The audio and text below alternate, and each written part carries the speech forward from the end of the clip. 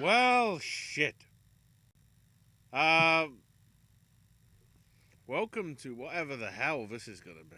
I've decided to put every single bloody picture that I have on here to represent whatever the hell's going on with the PGA, the DGA, the AGA, the A through ZGA.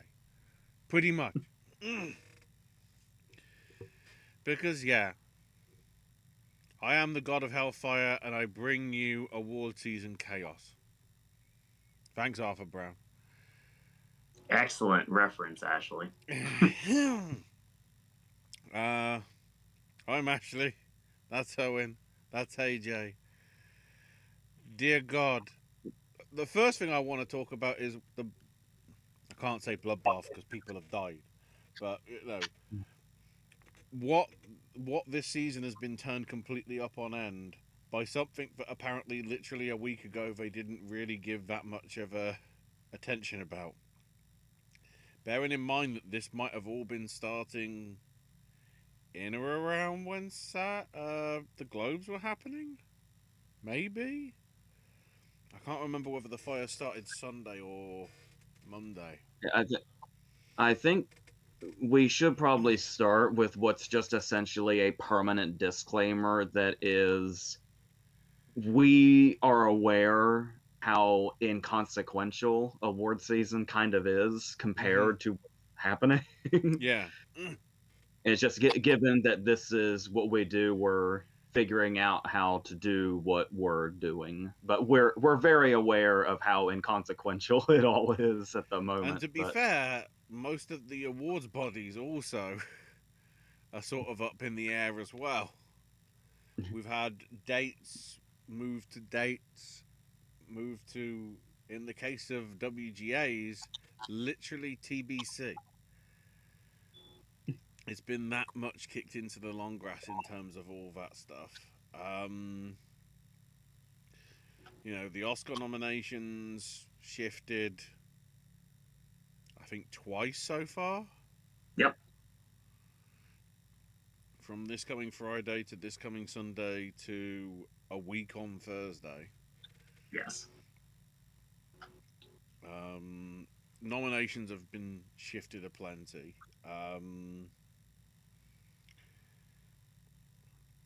Which kind of, what I found interesting is, was it PGA or no? It was DGA, isn't it? That came out. DJ's actually out. Yeah, DGA came out, and apparently, because they just. I find it weird that DGA put their stuff out while all the events were going on, but the other two bodies haven't.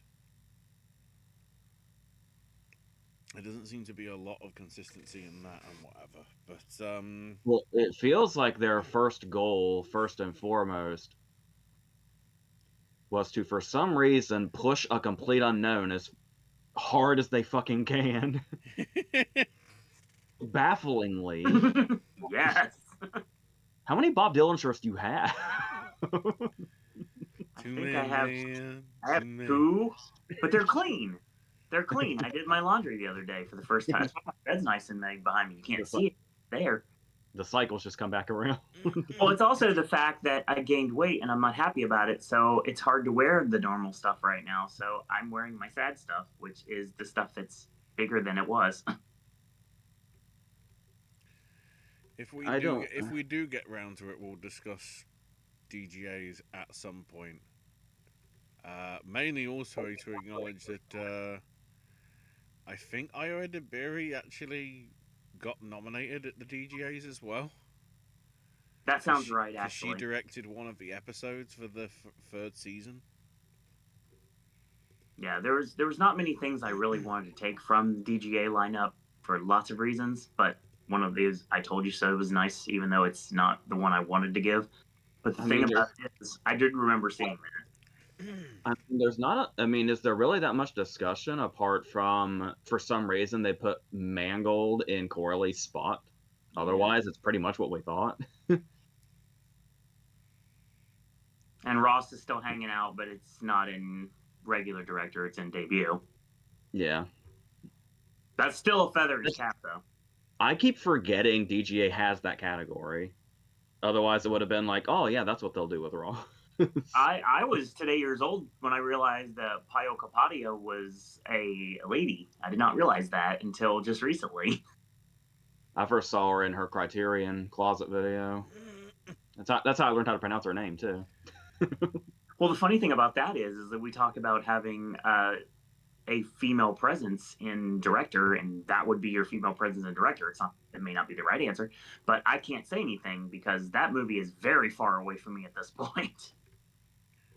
Yeah, I mean, you, even as our sort of resident, a complete unknown fan, Yes. Mangold and Corley's Spot is, and I've loved Mangold like basically since I've loved movies. Sure. He's got a great filmography. But what the fuck was that bullshit? I'm okay with it, but that's not the person I would have taken out. Well, who? Because it was Odiard, it was Baker, Yep. and it was Corbet and The Burger. another. Yes. The Burger. Well, I can't say anything because the answer I would give would be the answer that I have seen, and the answer that I would give would be the movie that I haven't seen. So I can't judge either one of them fairly. So I can't really say that. Because Berger, Corbet, both belong there. So What we do know with DGA and SAG now is that Emilia Perez wasn't just a Globe's Critics' Choice, not industry people thing. yeah, it's not the winner of the Fluke Indie Hit Sweepstakes this time around. And the backlash is only continuing to grow with Emilia Perez. People calling it a future Crash and a future Green Book. That doesn't work. That comparison doesn't work with me because I like both of those movies. Yeah, I haven't looked into exactly what is considered a problematic, I guess. But I do remember while I was watching Emilia Perez thinking, I'm surprised this isn't more controversial. and then everybody that wasn't Can, because it was like it had its whole Can run and nothing seemed controversial. Mm-hmm. It was like, oh, maybe I'm just thinking too much. And then like, yeah, it hit, obviously, like I saw it like as soon as it hit Netflix, so it hadn't quite been widely seen as it got pretty much the day after I saw it. So Just So notice the details as well with the Oscar stuff. The nominations announcement on January 23rd will be virtual without in-person media coverage. So it will be just like 2020, pretty much. The nominations, at least, it'll all be done via Zoom and that sort of stuff, I guess.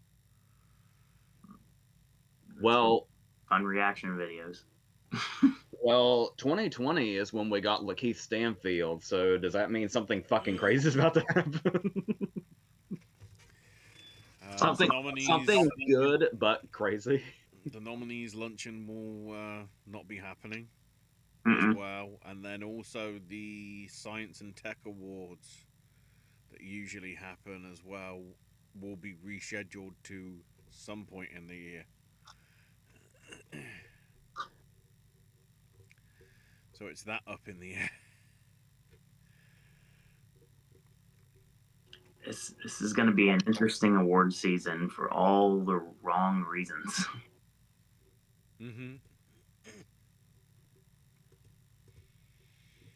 So, we're going to talk about the cluster that was SAG's nomination announcement. Yeah, SAG that apparently saw 4 movies. So SAG is me from 2017 when I first moved here. Well, okay, so maybe I should open with this, because this is actually going to take us in two directions, what I'm about to say. Are we good with that? Mm-hmm. I think I know where you're going with this. Actually, I do know where you're going with this. I'm pretty sure. So, I had, and you could argue, I don't remember when exactly SAG voting was. One could argue what's going on with the fires could influence something as far as like, oh, there's a lot of people that, don't really have this on their minds or whatever. But the thing about it is, I would say there were two kinds of things going on here. One would be the people who voted before this was going on, and the people who hadn't voted yet. And this is clearly not what was on their minds. It wasn't that, oh, I'll just vote quickly. They likely didn't vote at all if this affected them. So I was looking at it, and it was like, there's a lot of weird random shit going on here.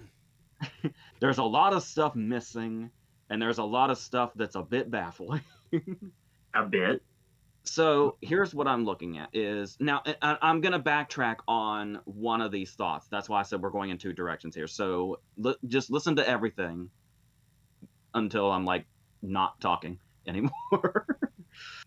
One thing I do want to note briefly, the SAG voting window literally closed when the Globe started. Okay, so it was likely before this got as out of hand as it is. Okay. So they have no excuse for what the fuck SAG. No, not at all. Okay, so here's so I can go down this path now. Here's a kind of a conspiracy theory that popped into my head a little bit. Put on the tinfoil hat. Now, once again, I will backtrack on one of these things, so hold out. Okay. Do we remember back in, was it 2018? Yes. When Won't You Be My Neighbor got snubbed for documentary, which wasn't that unexpected because a big frontrunner in documentary tends to get snubbed if it does. Then Questlove, who's now an Oscar winner for a documentary, was a voter at the time and came out and said, what probably happened to Won't You Be My Neighbor is it was at the bottom of the list alphabetically. And voters can tend to be a little lazy and not go all the way down the list.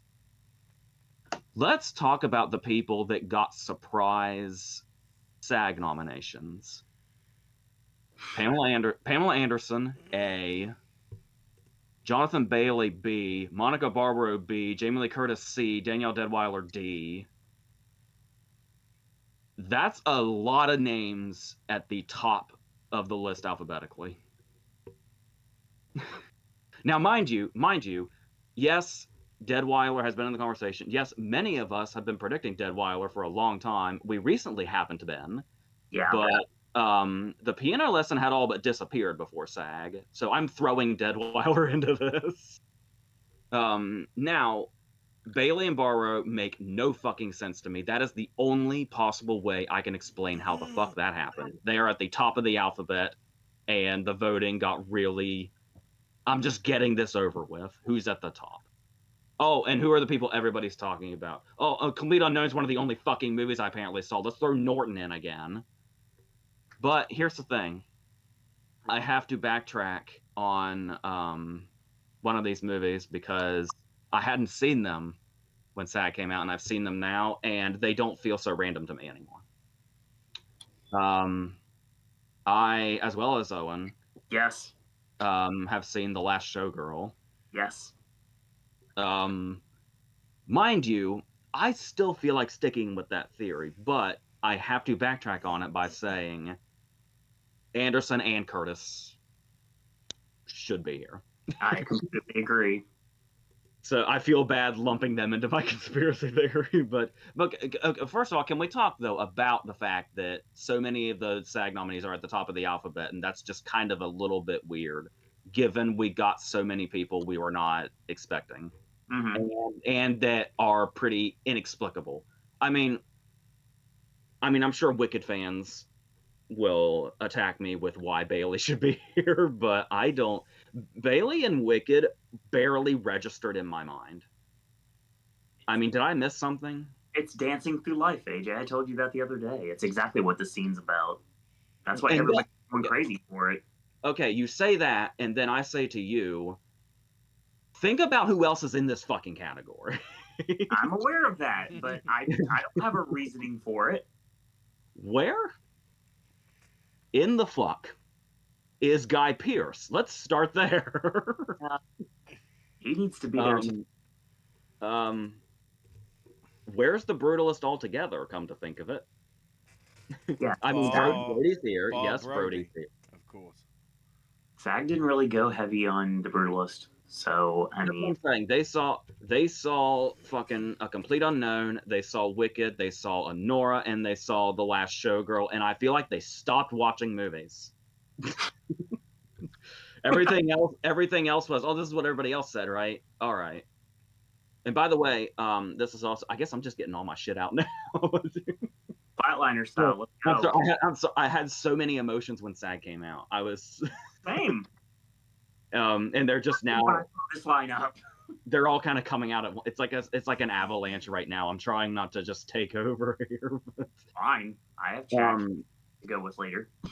But I also feel like Sebastian Stan is in more and more danger as we go. Mm-hmm. And the reason I say that, because you might think, dude, Sebastian Stan's been gaining a lot of momentum right now. Right. I'm looking at not him specifically, but the movie. What's been happening with Jeremy Strong makes me think that Sebastian Stan's in trouble.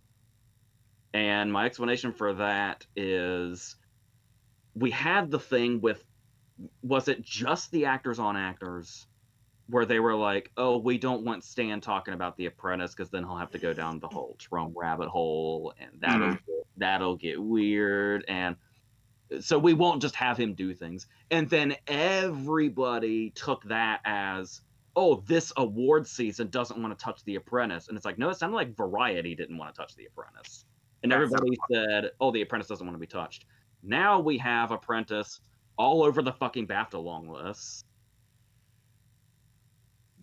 Yes. And the reason I think this is bad for Stan is they could have completely pushed Stan for A Different Man. Yeah.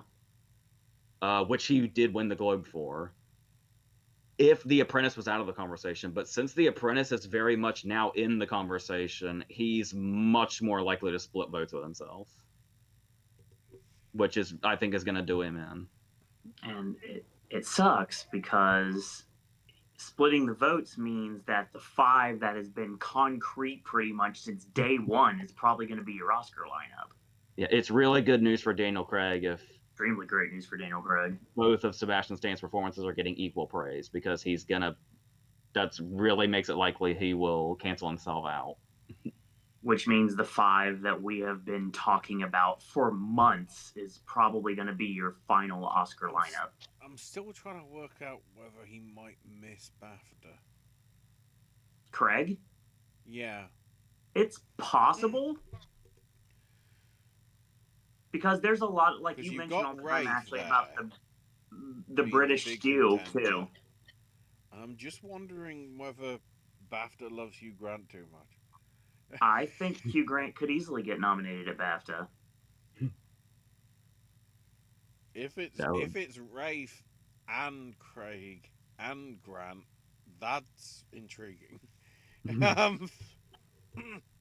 That actor needs shaken up. I mean, while we're on actor, I guess we can pivot to what the fuck happened to Sing Sing. Oh my god. The movie about the acting ensemble that's about nothing but acting basically gets snubbed by SAG. Is there anything about eligibility with the cast outside of Colby Domingo?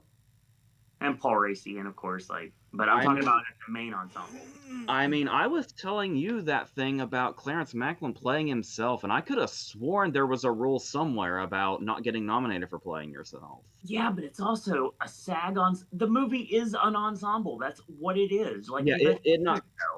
It not making ensemble is. When I was talking about how it's like they saw for, I guess, Amelia Perez we can throw in there. Yeah. No, they didn't have to watch that. They would be like, oh, everybody else is voting for it. Let's just go. Yeah, it falls into that category. Yeah, and then of course, the SAG membership for that film is just the four major Yeah. names that have been in the hunt. The three supporting actresses and then Carla for lead actress. Yeah, fuck you, Edgar Ramirez. Yeah. Well, that was just said online. Anyway. Edgar I don't mean. Ramirez gets ignored, but Bowen Yang for Wicked. Yes. By the way, don't take that out of context. I think Edgar Ramirez is awesome. Don't take that out of context. Same. I'm glad they watched Conclave, though. Yeah, it was a good day for Conclave. Well, kind of. Not really. They could have done a lot more with Conclave.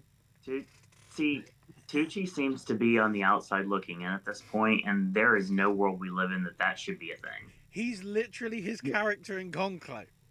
I mean, he's still longlisted by BAFTA. Yeah. But I mean, that doesn't mean I'm like, I don't know. See, I was looking at the SAG lineup like all day when it came out, and it was just increasingly pissing me off. I did the same, but I had to do it in increments. I had to keep going back to it periodically throughout the day. Because how do you ignore as much as was ignored for the likes of Jonathan Bailey and Barrow, and like I said, The Last Showgirl makes sense now. Mm-hmm. But I mean, and by the way, even though I lumped Deadweiler in with those, I'm not trying to say she's not worthy. I'm just saying this just got so weird with all of the choices that we have. I mean, bring up the other one. If we're talking about a conspiracy theory about early letters in the alphabet, maybe he should have dropped his surname and just literally be Denzel. Yeah. Yeah, SAG. How do you not go with Denzel? How do you not go... SAG, you love Kidman. We know you love Kidman. Mm-hmm. This is so suspicious. But, I mean, okay, so actress is actually, like, the least baffling now that we know Pamela Anderson should be here. Yes, very much should be here. But even so... I mean, I say again, Gascon's not really even the lead of her movie. I have been, like, playing with the idea of snubbing Gascon in my final Oscar predictions, and this is making me change my mind on this decision. Well, I keep telling you, I keep beating you over the head with this, really. Given how well it did and how much they went for, if Amy Adams can still get snubbed for Arrival, anything is possible. Is what I'm sticking with. The star of your own movie can't. Well, the main star of their own movie getting snubbed would not be out of the ordinary, is what you're trying to say. Yeah, and I can see that. And I was telling you, we always say, oh, this will never happen, or oh, this isn't even a possibility, and then every single nominations morning we're like, I can't believe that happened, I can't believe that didn't happen, or I can't believe this did happen. So I mean, Kidman seems more of a outlier every day, it seems like. Torres seems like they're in this. Baptiste is not here, but I mean, it's still a possibility. I'll know Friday. I don't think it's a possibility, but he's very, very good. Supporting actor, I don't where it's always, I think I was just so disappointed because it's always like, who's going to be the surprise in SAG? Because the surprise in SAG is usually like, does this mean something? I saw Bailey meeting that's like, well, that doesn't mean anything. Surely to God, surely to God, all the people that are possible here, it's not going to be that. Yeah. No, I was telling you, Bailey has the theater background. Maybe he's seen as like an actor's actor, and that's why. That's what happened, maybe. I mean, I'm trying to think sort of the major stuff he's been involved with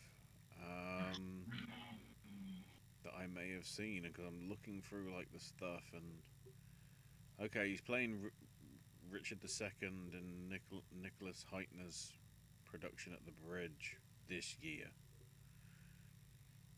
and he was in Cock Yep. a few years back, and then did a stint of Sondheim's Company. But I don't think I'll have seen him in anything. He's on Bridgerton. I'm sure that helps a bit. I don't remember him on the National Theatre 50th anniversary thing. I'm trying to remember if I saw Heitner as a fellow back at. He was. Oh, I guess no, I would have done, because that was the one with Rory Kinnear and Adrian Lester, I think. What was the TV thing recently he was getting nominations for? Wasn't that just in the last year or two? I want to say Bridgerton. As Bridgerton. I think it might have been. I think it. What I'm thinking of might have been a miniseries, maybe. He showed up in one episode of Heartstopper, and then Fellow Travelers with Matt That Bomer. was it. Yeah. But yeah, my mind was blown by the Bailey thing, because he barely. I mean, I know I'm just one person, but he like, when I saw Wicked, like, he didn't even register, man. I just have to, maybe I'll I mean, I will probably see Wicked again, probably soon too. So I'll try to reevaluate here, and I won't do it unfairly. I won't say, all right, Jonathan Bailey, fucking blow me away right now. I won't approach it like that. And he's showing up in apparently the new Jurassic World in a few months. So why didn't he make it in Rising Star? Is he too old at 36? Like, isn't this the time when you push him? Yeah. Gerald Jerome proved to us that you can have a career for like a fucking decade, and and he's British. So like,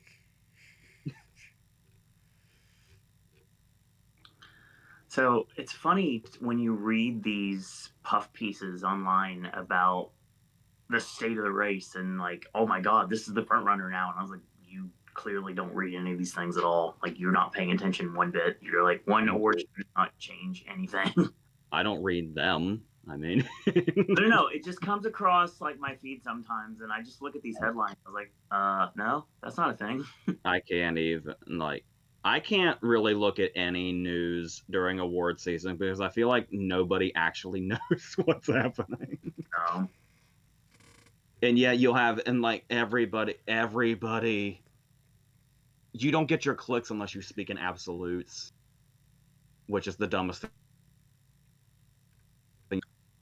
I'm trying to pull back the reins on that a little bit this season.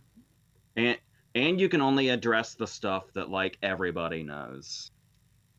Like, I can't think of a specific example off the top of my head, but it'll be like, if this movie was popular, it's like, oh, is this person getting in? Is this, in the picture race? And it's like, no, it's not. No, they're not. I have lists of movies I enjoyed this year that are not even close to any nominations for anything other than my personal awards, and I feel the same way about those too. Speaking of Bridgerton, mini segue to the TV stuff. How the hell did that get in Drama Ensemble, other than the fact that 59,000 people are apparently part of SAG? Dear Lord, I hope they list them off at this ceremony individually, because they'll be there, it'll be 2026 by the time we get to the end. Like, I want to see everyone on stage. I want to see all like 50 people on stage if that thing wins. It has like it has more lines than nearly the other four put together. That's what's crazy with that. Yeah, I'm looking at it right now, and this is pretty outrageous. I guess this is when I mention again how much I love it that when we had the year where Key and Peele got in for ensemble, and it was just them.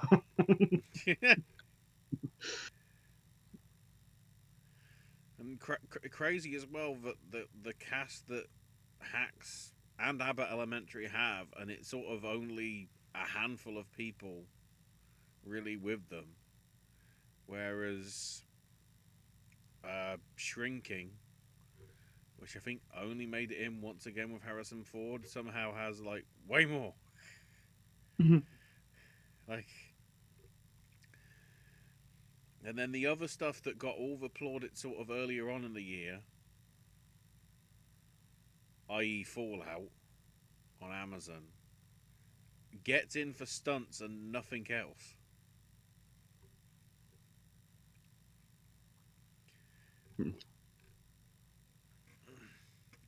Which seems a little weird because I'm pretty sure it got Emmys, right? From what I remember off the top of my head. Quick, double check. Emmys. Are No, we not going daytime to go Emmys. through all these categories now, or are we just going to just I feel like we did. Yeah, we kind of already. kind of?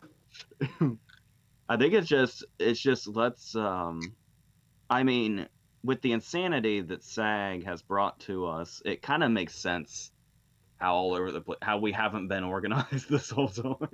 I'll say I'm very happy to see the Fall Guys and Stunt Ensemble, and if it doesn't win, there's something seriously wrong with the world.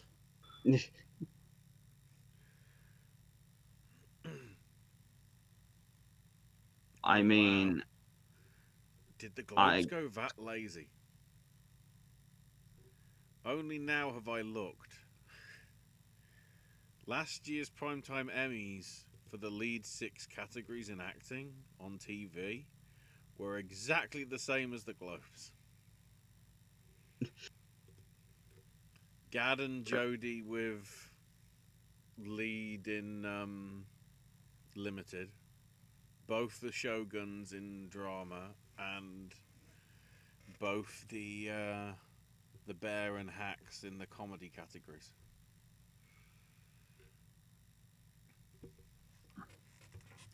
Which is okay. If I'd have known that, dear Lord, I would have got 6 points. I guess I should go ahead and throw out that Honora had a good day when this and DGA came out. Yeah, unfortunately. Um, I hate having to keep repeating this, but I know that movie is beloved, and I know there might be some people that are coming here for the first time. Um, I know you love Honora, whoever you are.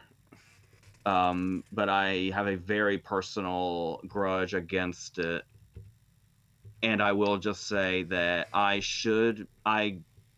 mean, yeah, seeing it have a good day is not great, but this is an instance where I've always said that I don't hold the actors, like, I'm not mad at the actors. So as far as its SAG performance, I can't really say anything negative because I don't have anything against them. Uh, DGA is another story, but yeah. So but yeah, I feel like it did okay for itself by getting on, and I knew it was a high possibility it would get into ensemble. I just kind of thought, the rest of ensemble would be better. I thought ensemble would be more interesting than it is. Because Sing Sing could have made a comeback. The Substance. Substance would have been great. Like I've been saying all season, seeing Dennis Quaid get more push for the Substance would have been fantastic, especially in the same year he did fucking Reg. Yes. Still the best thing ever that the Substance and Reagan were out at the same time. I can 1,000,000% tell you that was totally true. Because there was a dandy of Reagan right outside of the Substance when I watched it the first time, and that was priceless. It's like I know Dennis Quaid replaced Ray Liotta after his death. Hmm. But once again, much as I love Liotta and Liotta would have been great in that part, I cannot not see Quaid in that part. He was too perfect. And it's because I'm not saying anything about him personally, it's because his performance is incredible. With that said, I was thinking like, does Dennis Quaid know what the substance is about?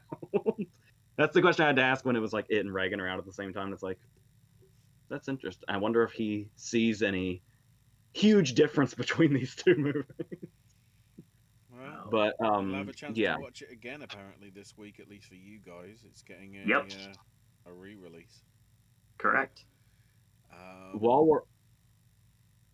we're on the substance,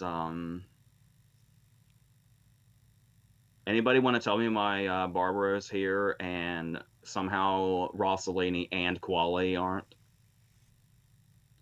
I mean, I don't. By the way, I don't want to sound like I like seethe with rage over a complete unknown. I just I had no fucking reaction. I had no emotional reaction to it. I'm wondering how Daniel Day-Lewis that movie actually is behind the scenes. The reason I say that is because only when I looked into it, Chalamet's basically been trying to get the accent right on Dylan and playing the guitar properly for about 3 years. Yep. So that's what he was Yeah. doing on his downtime after during Bones and all, during Dune and during Wonka. Correct. So I wonder whether Barbaro was the same with her portrayal of Baez. That might be why I don't want to I say it's the know. Day-Lewis way, but I just feel that if Chalamet is winning any award and Day-Lewis is giving it to him, it's literally like a passing of the torch.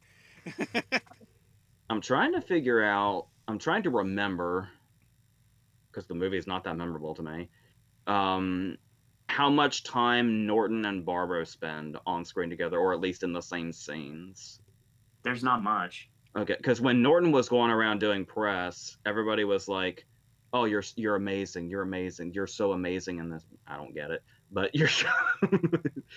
And Norton's response was always, "Yeah, okay." But what I saw Chalamet do is one of the best things I've ever seen, and that's Edward Norton. We know the sets he's been on. He was saying what he saw Chalamet do on set was one of the most impressive things he'd like ever seen. So take that for what you will. Like I said, I don't know. I don't know that. I don't know.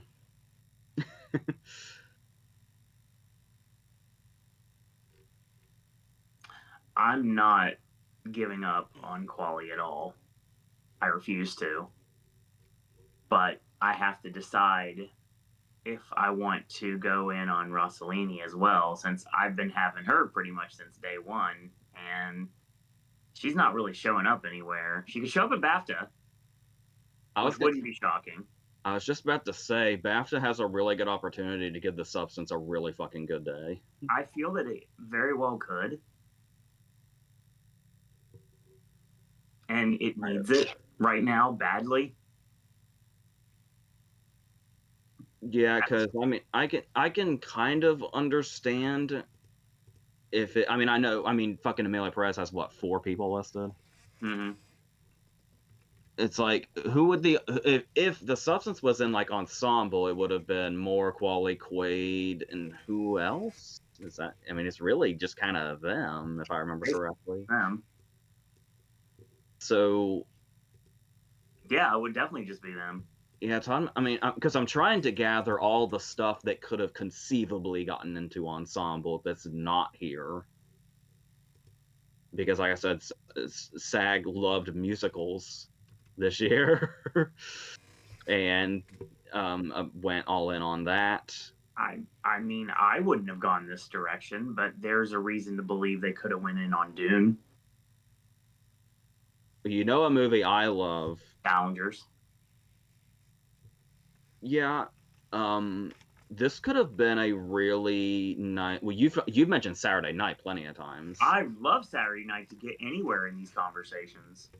You know, another movie that, I mean, yeah, there's like one very center showcase performance, but you know what movie has a really strong ensemble is A Real Pain. I agree. The whole group gets a moment at some Mhm. point. So that would have been a really great choice. But holy shit, they went all in on the music movies. Yeah. And I'm struggling to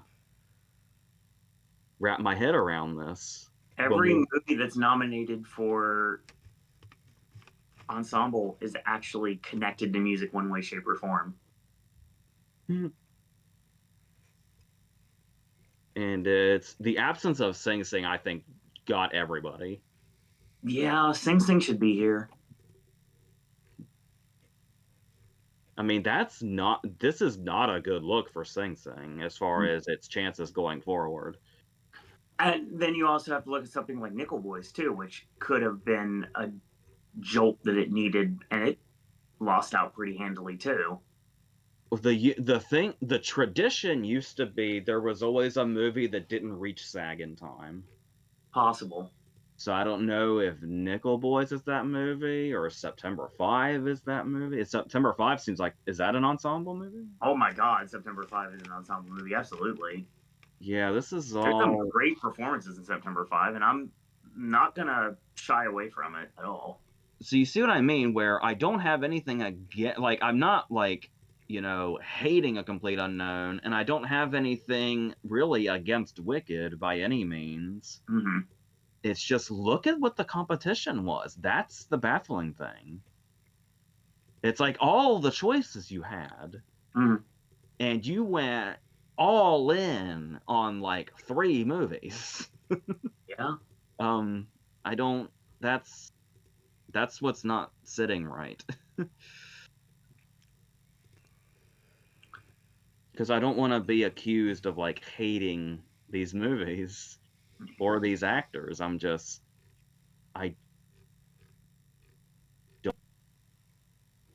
That's fair.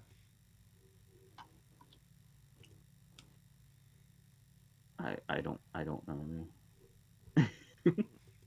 I guess we're gonna move into chat now. Is that what we're doing now? Mm-hmm. Did we hit everything? I mean, did you want to gush about The Last Showgirl a little bit, or? Yeah. Last Showgirl's really good.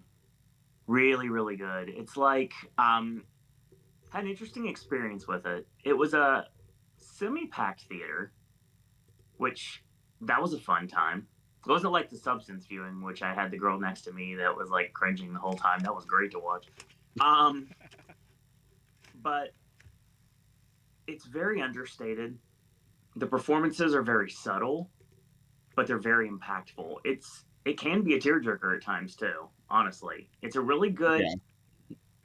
It's a good mother-daughter story that has an interesting, somewhat twist to it that you know it's coming, but you're not sure, and then it finally gets revealed, and it's like, oh yeah, that makes sense now. Now I understand all the dialogue moving forward. It certainly made sense in retrospect. I didn't see it coming. I kind of had an idea something was headed that way, given the context clues that was being used in dialogue in the beginning of the movie. I know. I want to get so specific, but it's too spoiler. That's why I was being very vague about what I was saying. It's too spoiler for a movie that not many people have seen, so I want to hold back. But there's one scene where somebody's performance is like, oh, I thought he said that because of this, but I thought he said that way because of this, but he actually said that way because of this. Yes. And one of my only like qualms with it is the fact that I wish there was more Brenda Song in it, because obviously I'm a Brenda Song fan from like Sweet Life and things like that. So it was nice to see her in a different type of role. No matter what you think about the award season that I don't like talking about, I don't dislike Jamie Lee Curtis at all. And after watching her in the movie, I get why she's here. She belongs to be here. There's a subtle like dance sequence that happens like towards the middle of the movie that I feel that it has like no dialogue whatsoever, but it's so impactful exactly what the emotion she's going through as a person in the movie. You're talking about the total eclipse of the heart thing? That's exactly right. What I loved about Curtis was usually, especially in parts like that, you can see an actress or actor like step in, Mm-hmm. and it's like it could have been one of those "look at me, I'm acting" performances. It wasn't. When you look at Curtis in this movie, you see like the whole history of, and we only know this person in this period of time. Exactly. But there's like a whole history in there that you can feel. I So mean, it's like you've known this. It's like we've known her as long as Pamela Anderson's character has. it's like, yeah, Pam Anderson's character is more like the mother to this group of girls. And like literally and figuratively, it's like mother and grandmother to this group of girls, and they're all basically kind of bonding together, and like some of them are like runaways and things like that. So there's a lot of really great stuff acting wise in this movie. And I don't want to discount a performance either, because I mean, you can say what you want about Cena, you can say what you want about, I mean, back in the day about Hogan and everything like that, but and you can say what you want about Dwayne, but I'm sorry, Big Dave brings it when he knows what to do. He knows how to deliver a good dramatic performance. I feel like it's been pretty established, I think, at this point, that Batista was basically wrestling until he could get to his destiny of being a character actor. Yeah, and it's funny because then you look at something like Knock at the Cabin, which is very underrated too. I love his performance in that movie as well. I think it also helps now that he's so much smaller than he was. Yeah, it helps. He lost all the muscle, so now there's a lot more parts he can play. Oh yeah, totally. I know that works, believe me. But it's not muscle; it's fat. So needless to say, he's all over the place. Yeah, the movie is just really well done. It's something that I hope more people go to see, because I'm sure it's not going to last in theaters very long, because these have very limited runs. By the way, all these great performances, all this character work, all these themes are all so fleshed out and potent, and the movie is so short. It's like less than an hour and a half long. It's very short. Yeah. it feels short. It's a shoot hour and 25 minutes with the 20 minutes of trailers that were attached to it. But the whole emotional arc is there. Yes. I'm totally against propping up one movie by panning another. I hate that so much. But since it's been brought up, let me say it is like an hour shorter than A Complete Unknown. It has a full emotional character arc, and for the 2 hours and 20 minutes of A Complete Unknown, I didn't give a shit about anything. Just starting there. Like I said, I hate when people do that. I'm such a hypocrite right now, but that's what I'm feeling right now. It's fine, honestly. You can dislike that movie all you want. But obviously, so needless to say, the situation is a little different with me. But no, it's just like, if you get a chance to see it, check it out. It won't last very long. Miley's song is fine in it, honestly. I wouldn't have been opposed if it got nominated for the Oscar, because if you got 2 acting performances, maybe makeup, and the song, that would have been a great 4 for the movie. It's not going to go that way. Did you read the story about Miley's song? I did not, actually. Where it was the guy that wrote "I'm Just Ken," I think. Wyatt, I think is his name. Mm-hmm. It was like the day after the Oscars when "I'm Just Ken" was performed, and it was either the day after that he was approached or he saw a cut of the movie, and it was initially because he did like the music. Mm-hmm. And there was a Dean Martin song playing for that scene, and it was his idea. He said, "You should do an original song for this scene." and then that's how that came to be. Because the Dean Martin thing actually makes a lot of sense. Give it where yeah. But that's actually a cool idea to say this needs an original song. Yeah, it's a really well done movie. It's a movie that not enough people will get to see, and I hope that its performances get recognized. And I'm glad to see that at least with SAG and the cluster that was the SAG nominations in general. I don't have a problem with this at all. And of course, it's a movie within the Coppola family because Gia Coppola did it. Also correct. So I was waiting for Jason Schwartzman, and I wasn't disappointed. I knew it was going to come, and then I was like, "This." Why are you here? It's like the Coppola family. It's an indie movie. Jason Schwartzman's going to be in here somewhere. Absolutely. So, if I remember correctly, he's not in the credits. I stayed for the credits, and I thought I saw his name pop up. He's not in the opening credits. No, he's just in the role at the end. It was just like Jason Schwartzman's in here somewhere. I know. I can sense Jason Schwartzman when he's around. And honestly, we talk about Curtis and everything like that. I mean, we have been talking about for months before we even got any precursors or anything. Live chat did it. I remember it was said several times. Anderson and Moore both getting nominated. One gets nominated, one doesn't. I mean, looking more possible that it could be both, and I completely support this. Pam Anderson's amazing in this movie. Absolutely amazing in this movie. And she reminds me of Tammy Sitch, don't get me wrong. But in look and attitude, at the end of the day, if you see Pamela Anderson's name pop up on a prediction list, no need to laugh at it because it's real, it's true, and it is very deserved. And we already had the discussion. This probably would have come up during our nomination predictions, but it's SAG. We can probably do it now.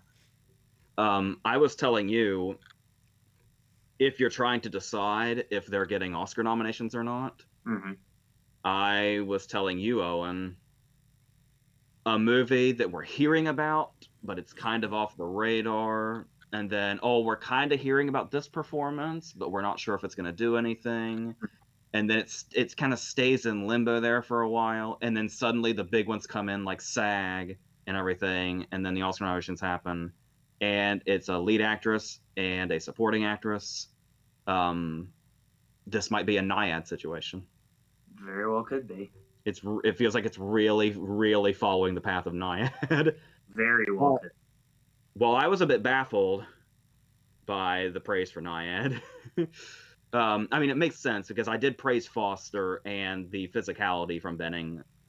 I guess it made sense, even though there were other options. Sure. Anything for Anderson and Curtis, I'm not even going to question. It makes sense to me, and it probably should happen. I feel that it needs to happen, honestly, and I hope that BAFTA follows suit. I don't know, actually, what is the release date for Last Year Girl in the UK? Remember how I said it couldn't be eligible? And then couldn't be eligible or could be eligible? And then it showed up in the BAFTA long list. Right. For Curtis. Turns out the preview showing that they're doing on the 10th of February, they're classifying as the release day.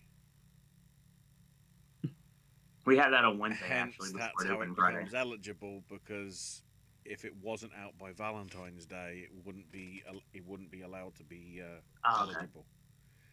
Okay. Apart from certain documentaries and certain foreign films that I think are like March or April-ish. But I don't know how many of them are actually relevant in this case, because I think most of them have already been released over here, at least in terms of the foreign stuff. So we talked heavily about The Last Show Girl, and it deserved every bit of praise that it gets. Also, a movie that I got to see on Friday was The Brutalist. I was really confused with what I was going to get when I saw this concept of this movie. The trailers kept making me think, well, God, I hope this is not the zone of interest. And that's what I was immediately scared of. I didn't know why it was called The Brutalist. I guess maybe I still don't. But at the end of the day, It's the name for somebody that's like an architect with concrete. did not know that. Yeah, I had to look it up, to be honest with you. Right, because I know for a fact it wasn't in the movie. So, AJ got my hopes up because he got to see it before I did, and he told me of a comparison of There Will Be Blood, and specifically Guy Pearce. What I had said was it was There Will Be Blood, but instead of oil, it's architecture, and instead of greed being your downward spiral, it's heroin. Yeah, and I get that now. But yes, Guy Pearce has much more Daniel Plainview vibes. Yeah, Daniel Plainview for sure. The fact that Pearce misses any supporting actor categories is beyond me, honestly. He 1,000,000% belongs here. He's got to do so many things. I was going to say, I still don't see how, even without SAG, I don't see how he's not Culkin's main competition. He has to be Culkin's main competition. There's no one else in the running. Well, there is somebody that's hit everything so far, but Von McBasket, what's your point? That's it. I have nothing against him. I have something against the performance. I have something against his fucking movie. Yeah, absolutely. Von Mick supporting actor? I hope not, but probably. For those of you that get that reference, I'm not trying to be like anyway. It's an Eddie reference. If you remember that movie, the basketball movie with Whoopi Goldberg and Frank Langella. So yes, I make that reference when I get a chance to. So I wanted to. So there. Anyway, Felicity Jones is the weird one for me because she shows up literally the second half of the movie, like way after the intermission. It's like, hey, by the way, she's finally coming. She's coming to town. Great. Yeah. Let's go back to Pennsylvania. She's also, you could almost call her a narrator. Yeah, I can see that. She just chills out in her chair and she just kind of like chews the scenery for a bit. She has a few decent scenes, but I still don't know if I want to run her or not at this point, especially with how packed the category is getting. I did love the conversation we had where I said, you were saying you don't think she's really good enough to get in, essentially. I mean, I don't like performance. There's better ones. I said that last scene at Pierce's house, though, and you said, oh, it's one scene, and I had to remind you, this is the year of Isabella Rossellini. Yeah, but I like that one scene, though. It's like all anybody needs is one scene. Supporting actress is literally one scene. That's like the bread and butter of this category this year, especially. I was gonna say for a lot of Oscar nominees throughout history, it was all about one scene. Right. That's the point, though. I get that. But I mean, I don't know. I mean, I have to like decide what I want to do in that circumstance because I'm not letting go of Quali, and I feel like Curtis has slid right into the lineup ski here. So I just got to debate if Felicity Jones is going to be on that lineup or not. It's got a scene that is like the big setup for the end, and it's one of those weird things that you can't really tell what's actually going on, but in your mind, you know, and then you have it confirmed with said Felicity Jones scene at the very end. And like, oh yeah, that's what I was watching? Oh damn. Okay, I understand now. Now it makes more sense. Yeah. Brody's great in it. Brody's absolutely amazing in it. The fact that he's running away with everything is not shocking to me whatsoever. It's not necessarily where I would go, but still, Brody's had his time. Chalamet hasn't. So if someone's going to go to the trouble to recreate Bob Dylan, give him an Oscar. Brody already has one. Yeah, but can you also maybe do the argument where Do you remember when Jamie Foxx won everything for Ray? I like Ray, you know that. And a lot of legitimate, they have an argument responses were, didn't he also do Ray Charles on In Living Color? I mean, how. Yeah.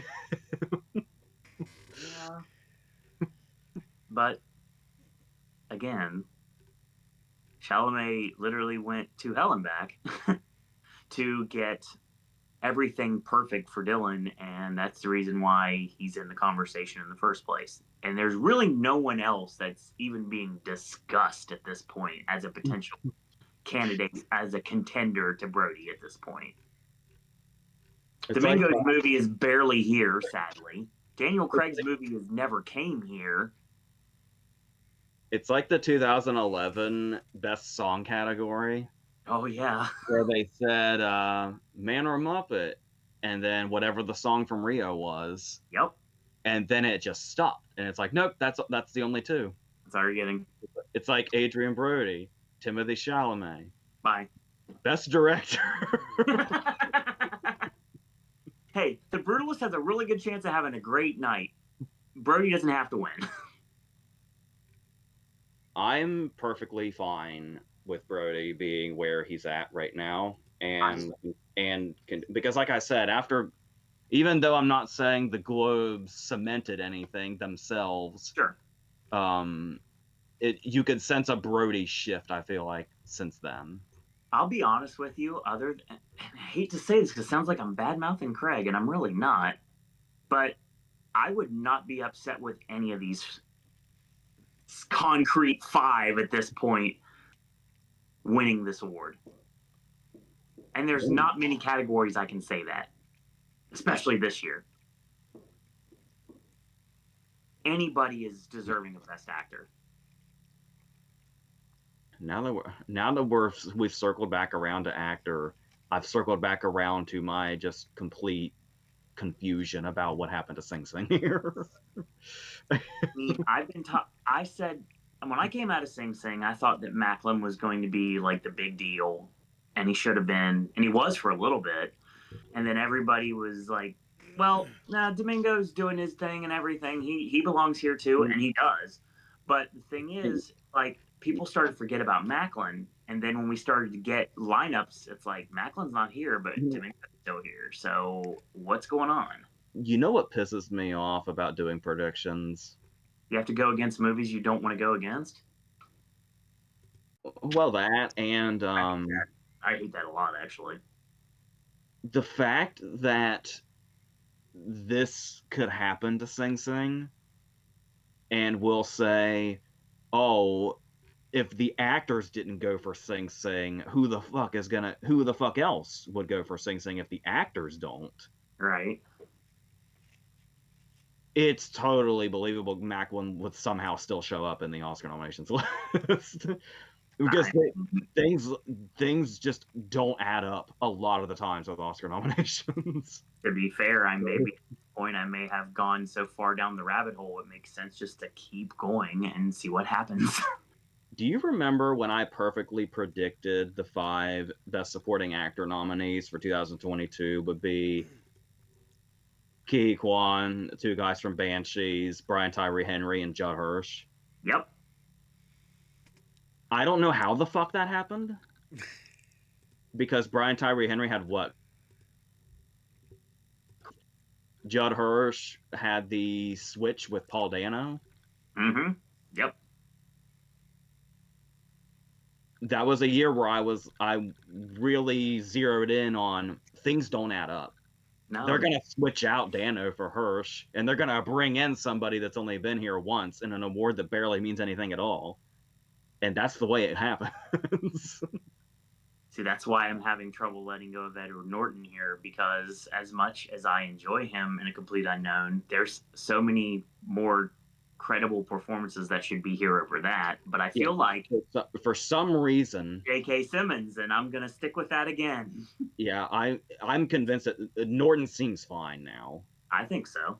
Like, it was one thing, it was like, because I wasn't convinced even before I saw the performance and knew how underwhelmed I'd be already. which was not why I was underwhelmed. Okay, he's fucking Edward Norton. I was gonna give him a chance. But like I said, when you think about an Oscar nomination in with the competition that's here, it's like, why would it be that? And so, what even was my fucking thought now? About how Norton is like totally safe now, basically. I was like, he got the Globe shout out, and it's like, oh, that seems random. All right, that'll probably be as far as it goes. And then, I guess Critics' Choice happens if you consider that important. And then, not only does he get in at SAG, but SAG and DGA show that they're all fucking in on A Complete Unknown, nominations-wise. And it's like, okay, I guess Norton's here. Like, all of that spells out, I guess Norton's here. It's like they're beating me over the fucking head telling me Norton's here. So, make of that what you will, I guess. I am very happy that we as a channel have willed Jeremy Strong into existence. Okay, here's the thing. It's true, though. This is nomination prediction stuff, but I'll go into it anyway because we're here. I'm getting so many precedent vibes from so many people here. Mm-hmm. I already mentioned Naiad for The Last Showgirl. We were talking about, I was bringing Being the Ricardos into this. Mm-hmm. I don't remember what all Simmons got, if Simmons got in here. Did he? I don't remember. But sounds right. I remember wondering at this stage of the race, why the fuck is Being the Ricardos so in this? It's like I feel like a lot of people didn't even fucking like it. But then it's like, on a small hill, I know this. So Bardem gets in SAG, okay? Right. And it's like, if I remember correctly, there were plenty of other options than Bardem. There was. So it's like, that must be one of the weird SAG things. SAG went all in on Being the Ricardos. Okay, that's weird. But it won't mean anything. And so the Oscar nomination morning comes, and it's like, okay, you can be really fucking boring and just say, we're just going to say what SAG said. Just what they said is what we're going with. We're copying off the paper again. Or you can do something inspired, which has also happened. And as soon as they said Bardem's name first, I think. And it's like, really? You just went with what SAG went with? Because that's the only way I feel like that could happen that way. Not only on top of the whole Stan canceling himself out thing, now that both movies are getting like equal amounts of love at this point. Mm-hmm. Craig is just giving that, oh, it was that fifth one we knew it was the whole time. How boring. But once again, though, even though I haven't seen Queer, it is one of those movies where it's like, to my understanding, it's very out there and very weird. So especially the second half of it. So while Craig seems like a boring choice in award season, it might be one of those ones, if he gets in, where in a few years it's like, it's actually pretty inspired he got in for something like that. But right now it's like, oh, he's just that one that we know is here. You couldn't think further. And then same like what we've been saying the whole time, my J.K. Simmons vibes with Norton, where it's like J.K. Simmons is in the running for Being the Ricardos, and it's like, why? Because he's respected as an actor and kind of comes in and out of the movie without really leaving much of an impression. It's like, okay. And then J.K. Simmons happens, and it's like, if Norton gets nominated for A Complete Unknown, I'm going to feel exactly the same way I felt when I heard J.K. Simmons' name. I'll be less surprised this time because Norton's been everywhere, and they apparently love A Complete Unknown. Mm-hmm. So I just have to live with how much they apparently love A Complete Unknown. All right. I think that was all I had in regards to the people setting precedents. Given the shitty distribution, I was wondering if Jeremy Strong is Michael Shannon in 99 Homes. Because Shannon got everything for 99 Homes, if I remember correctly. and then fell short nominations morning, and everybody pointed their finger at Bleecker Street. And we can point a finger at Bleecker Street. Does anybody even know who the fucking distributor for The Apprentice is? I don't remember. Ooh, So I could see that happening to Jeremy Strong, where he gets like everything up to this point and then misses on nominations morning. It's possible. Which would open the door for that'd be another door for Pierce to get into, because surely Pierce is fine. I'm sure. And this is an anomaly that SAG ousted him for some completely unexplainable reason.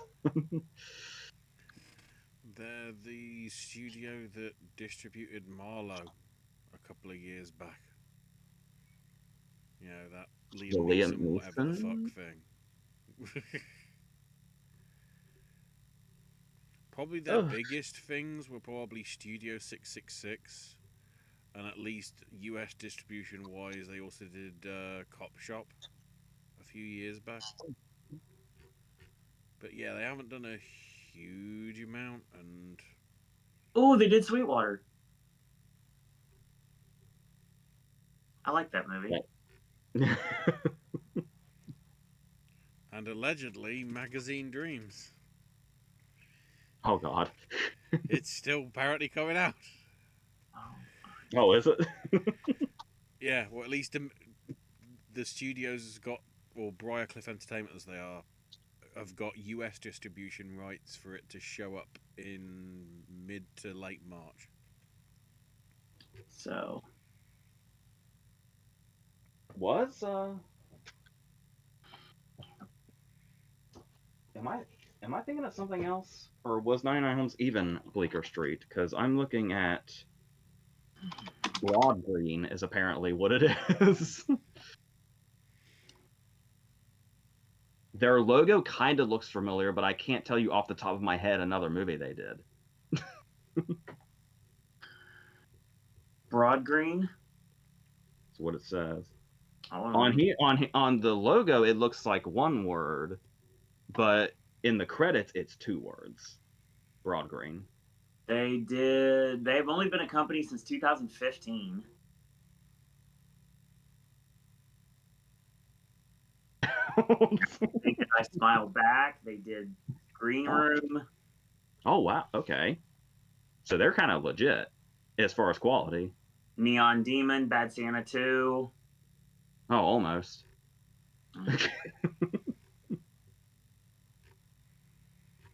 But still, Green Room's solid, so. Especially if you've never seen it. I recommend. The review I did at the time is kind of split, but in retrospect, I've grown to appreciate it more. Right.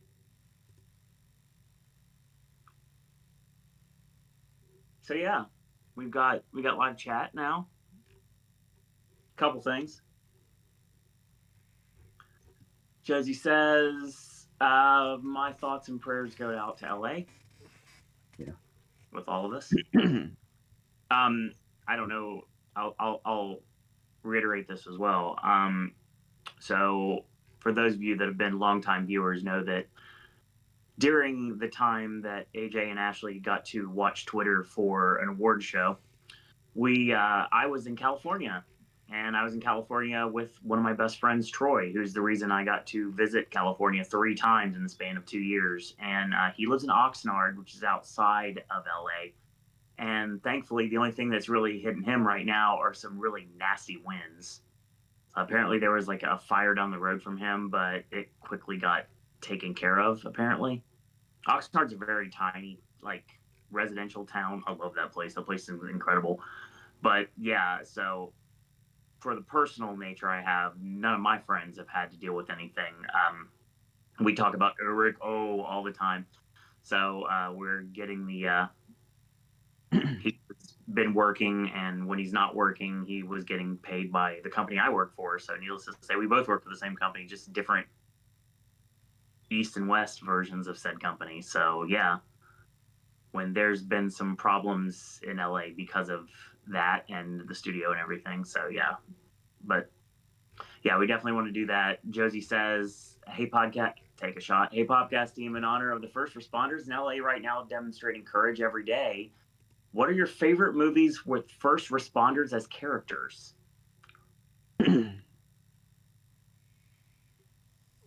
I mean, it seems like a very obvious answer, Mm-hmm. but I think it's worth mentioning also because it was criticized at the time for being too recent to the event. Right. World Trade Center is actually a pretty incredible movie. Yeah. Mm-hmm. I mean, I've always been big on like the firefighter movies too, like Backdraft and Ladder 49. Yeah. Backdraft. I think when I did that versus video a while back between those two, I ended up choosing Ladder 49, but Backdraft is the movie I always come back to of those two. Sure. Josie says, alternatively, favorite fire rescue scenes in movies. The first one that comes to mind for her is Spider-Man 2 and the fire scene in Minari. Minari's a good one. Minari's a really good one. Oh. Josie made a comment basically saying, as of now, the Oscar nominations announcement has been extended 10 days, like we talked about earlier, but they're keeping the March 2nd date. But given how things are, she says, I wouldn't be surprised if they postpone that as well. I hope not, but we shall see. I know it was announced today that the Grammys are going to run as scheduled next month with all proceeds benefiting. So that's going to happen.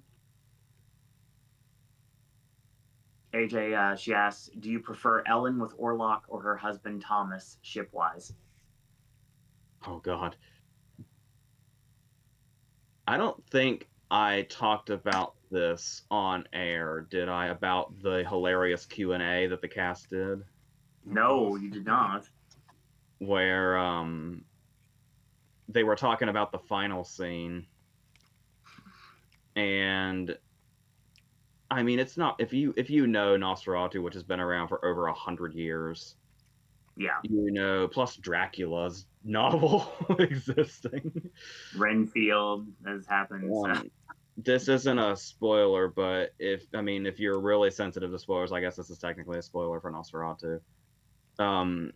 The cast was talking about the final scene when Holt comes in and Orlok is obviously doing what he's doing to her. Mm-hmm. And Holt said, the moderator was talking about a love triangle between the three of them. And Willem Dafoe joked, yeah, this love triangle is going on and I'm not involved. I just have to stand in the corner and watch this love triangle happen.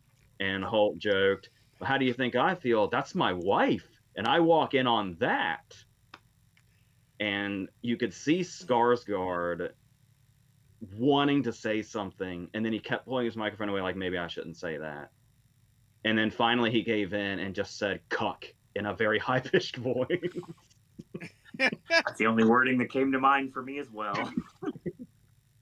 And it's fun. It was fun, especially to see Willem Dafoe nearly fall out of his chair laughing when that. That's hilarious. In response to the question, I don't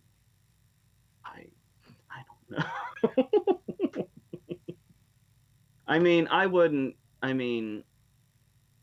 Maybe Hutter's a boring guy, but if you want to seek out something new and adventurous, I wouldn't choose a vampire. Probably not. Especially a vampire like Orlok. Especially because it's one time though, and then it's gone. Though if you want to add a whole new context to Mustache Ride, I mean, be a pretty epic one. Oh my! Jesus. I mean, if that's the draw, I mean, that's not the route they went. There was very boring missionary going on. I mean, when I hear that terminology, there's only two names that come to mind. One I can say out loud and one that I'm not allowed to say anymore. So yeah, I'm all for, I need a new adventure if this isn't working. If I'm unhappy, I need to,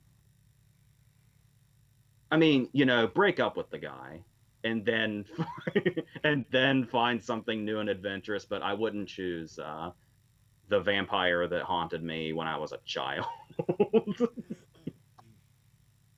Flipping the switch as he does. with Someone's that gonna say it. with that weird Photoshop smile. That's how he walked into Ellen's room.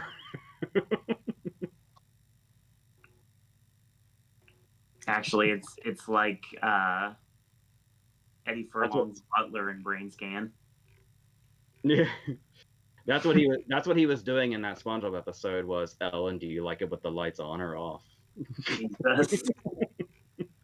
So, to completely get away from this topic immediately, Director Bong, who Ashley likes to talk about all the time, Director Bob is doing an animated sea creature movie later this year. Yeah, we're getting bloody Mickey 17 on that in the same year.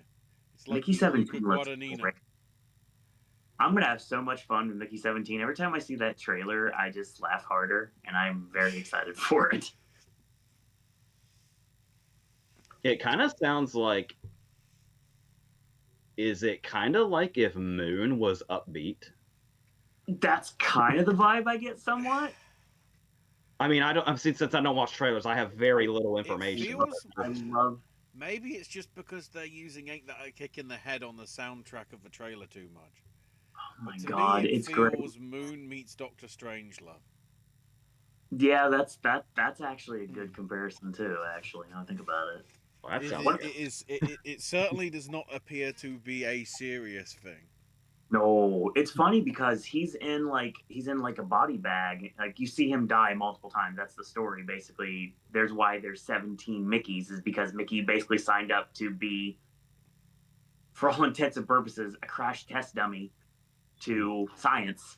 So he basically has to die every single time, and every single time he dies, they learn more things about him. And you get that from the trailer, and that's it. So it's obviously going to go deeper than that. But one of my favorite parts of the trailer is just one time he's just like, he's in the bag, and he's not even dead. He's like, "You're not even dead." He's like, "I don't care." And he just kicks him right in the hole. So there's also maybe, as far as humor goes, maybe a tiny hint of Edge of Tomorrow? A little bit. Oh, yeah. Mickey 17 looks fun. It looks real fun, actually. Steven Yeun should be having a really fun year, too, between this and his romantic drama with Kristen Stewart. Was Edge of Tomorrow I'm really looking forward to. Was Edge of Tomorrow the same deal as, like, Source Code? In that the person was living the same stuff and knowing what happened every time? Because that seems to be what Mickey... We have a video on this. Because that's what either Mickey way, seems to be like. Stuff that happens to Mickey 1 and 2, he knows as like 12 or whatever. And then...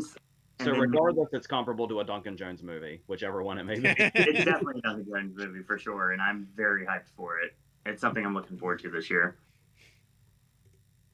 So that would be what we have from that. Let's go to chat real quick, and then we actually have a game for Josie to end the show with a little bit of trivia as well. So if you're in chat right now, I got you. So let's go. So Brian says, how devastated, what's going on in LA? Now we just have the SAG nods, but DGA as well. BAFTA nods still happening on Friday, but they will... I hate these things. Help us a bit more now with the delays. Yeah, very much true. Josie heard some songs on the radio today. What is Life by George Harrison, She's So High by Tal Bachman, Call Me When You're Sober by Evanescence, Life's Been Good by Joe Walsh, and Float On by Modest Mouse. Rest in peace, my favorite song on the lineup that is the Hollywood Rip Ride Rocket. I will not miss you at all when you die in September. That's what happens when you buy off the shelf, ladies and gentlemen. Over the weekend, the 2000 Oscar movies I watched were 13 Quills and The Last Samurai. That's a long movie day, Brian. I love Quills. There was a time where Quills was among like my favorite movies. I like 13 a lot. I love The Last Samurai. I think it's one of the. I didn't get paid to watch it, but I could have gotten paid to watch it. I do remember watching it as one of my like movies before I started at Regal, or like a year into Regal. Year 2000, it was 2003. Okay, so it'd been like 3 years in a Regal then. Well, 2 years in a Regal. Josie says Beavis and Butthead should announce best makeup. Why Because if the makeup? Substance wins, we get a reunion with Demi Moore. Okay, yeah. Imagine Beavis and Butthead encountering Monster Elisa Sue. What would happen? I want to know AJ's thoughts on this.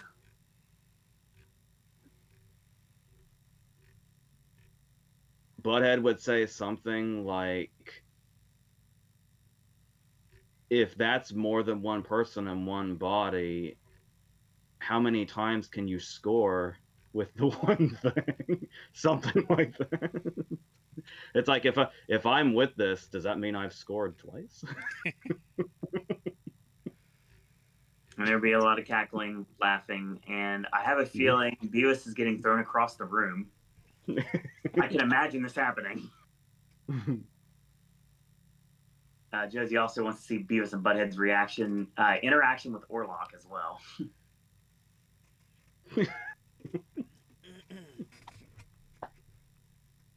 Once again, because that's all they think about. They'd be watching the final scene, and Butthead would say, like, damn it, how does a guy like that score before we do? It's his mustache. It's gotta be his mustache. yeah, mustache. There'd be a whole episode of them trying to get laid just by having mustaches. If that, Dude, they'd be trying to go all around Highland trying to find Todd. It writes itself.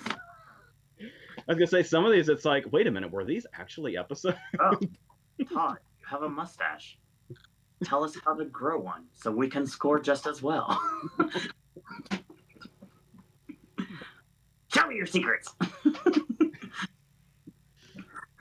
Well, that's in my head now. That's fun. Thanks, Josie. I almost said something spoiler about Nosferatu, so I won't go down that road, but there's another layer to this. Josie likes the Bob Dylan shirt. Thank you. I have 2 of them. They have been washed, I promise you. Like all my Taylor Swift shirts, they have been washed. Jonathan Bailey got in at SAG. There's no guarantee he'll get in an Oscar, but this could open the door for him to be nominated for Wicked for Good. Given what he's doing in that movie, that's possible, but it just depends. Because there's a lot of things in Wicked for Good that are going to have to be completely sight unseen. Like, obviously, the second half of Wicked is Wicked for Good, plus, obviously, the connections to the literal Wizard of Oz, which we know is where Fiyero is going to find his brain. So needless to say. Yeah, everybody's saying, like, oh, everybody's chances who don't get in now will do it for the second movie. I don't really know anything about the second half of Wicked, so I have no gauge on that.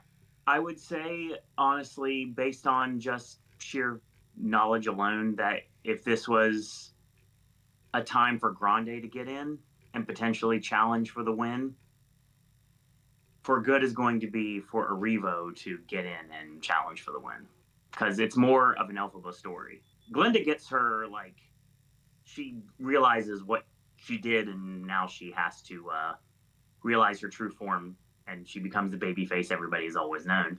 But, I mean, it's an interesting concept, and I'm curious to see what John Chu does with the correlation to the Wizard of Oz. He's already talked about the fact we're getting a mashup with Dorothy at some point, and obviously everybody in Wicked becomes someone in the Wizard of Oz. So we'll go there whenever we get there. So yeah, it should be really interesting to see where that goes. Oscar luncheon has been canceled. We won't get a class photo. Yeah, that's true, Brian. We won't get a class photo this year. Interesting. Yeah.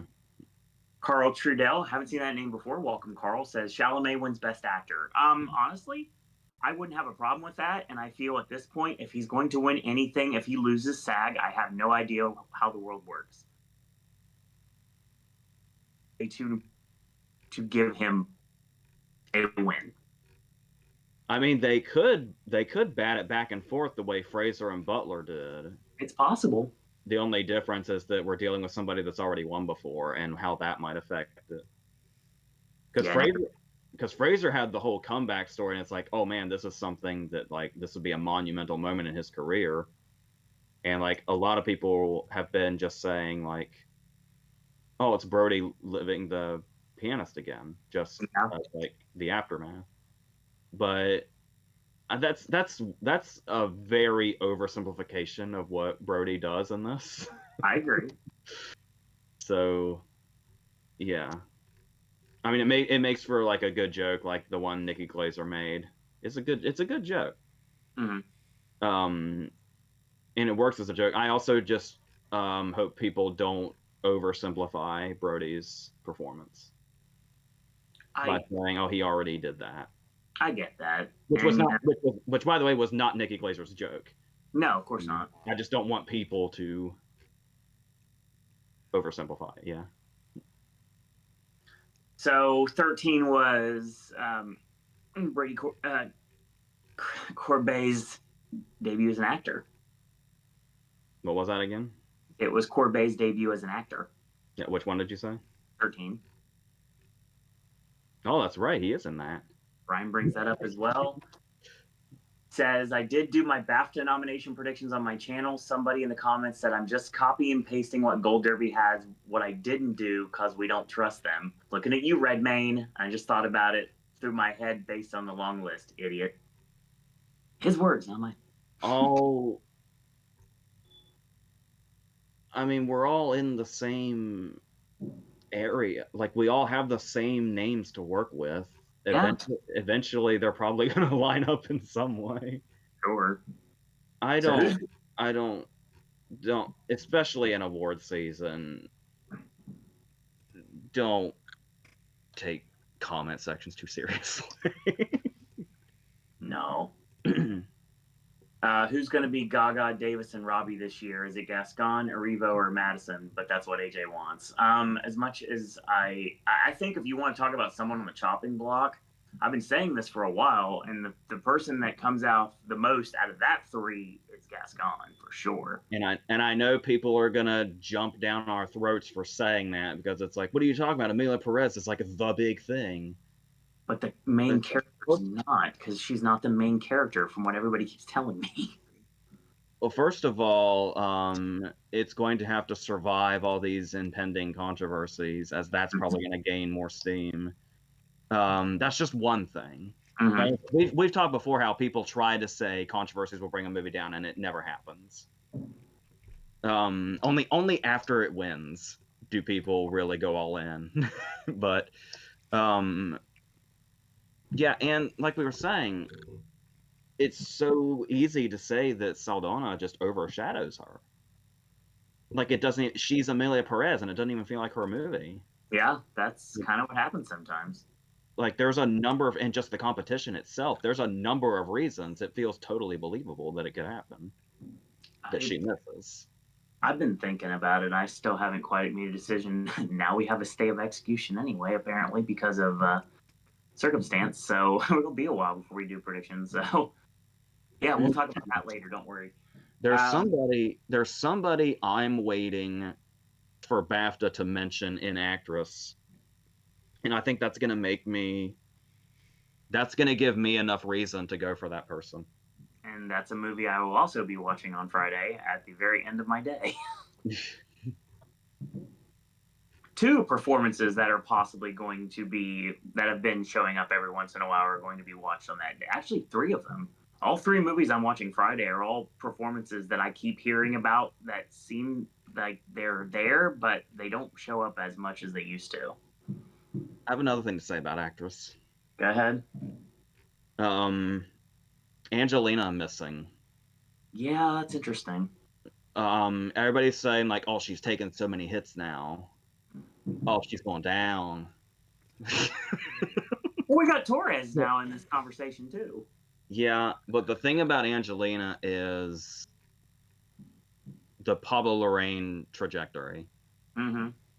With obviously Portman was there the whole time, but when you look at Kristen, remember, once again, I don't want to assume that my opinions are the opinions of everybody else, but sure, you remember what I said about Spencer was, good God, that movie was so cold and I felt so distant from that movie. And once again, he made a trilogy that is very thematically and tonally consistent. Jackie, Maria, and Spencer, Mm-hmm. which those last two, um, are absolutely of the same trilogy. Like, even if you didn't know Lorraine was doing that, you didn't know his name, you would say these three movies are definitely in the same vein. So if that's the case, and people maybe just feel emotionally distant to the movie itself, then that's why it starts seemingly falling off. But then Stewart came back at the very last minute because the performance itself was enough. Sure. I could totally see Angelina having the exact same trajectory because Probably. the movie is the exact same vibe. The only reason I'm having issues with that is the fact that Torres comes out of absolute nowhere, and now they're in the conversation too. So if there's going to be a replacement, it's not going to be Kidman, it's going to be Torres. Potentially. I feel like I should be considering Torres more than I am. I'm And in that boat too. one of the things that I guess one of the arguments I can make that's pulling me away from her is Globe was a big night for Torres because that's a really big stage for a movie not a lot of people probably knew about at the time. And then she came up and she gave a great speech. But was she overshadowed by Moore's moment? Yeah. To where it's like when you heard about all the big moments of the Globes, it was sort of like when not to compare the amazing Demi Moore win that absolutely should continue to this moment. I'm just saying about things being overshadowed. Sort of like how Will Smith and Chris Rock basically made everybody not even notice that Coda won Best Picture. Mm-hmm. It's like everything was about this is Demi Moore's time, and it's like how much did Torres get buried in that? I don't. That's just. I'm not saying that's the case. I'm just saying that's a potential argument if she doesn't have a similar gain in momentum from that night. Mm-hmm. I see where you're coming from on that.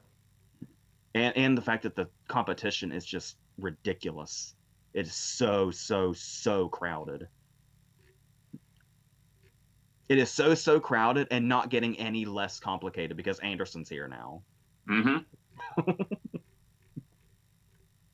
It's never getting less complicated. It's only going the other way. It's just getting more of a mindfuck. Yeah. That's about what we got right now. So Josie says Bailey's been on TV. We talked about that a little bit ago. SAG has a lot of TV actors voting.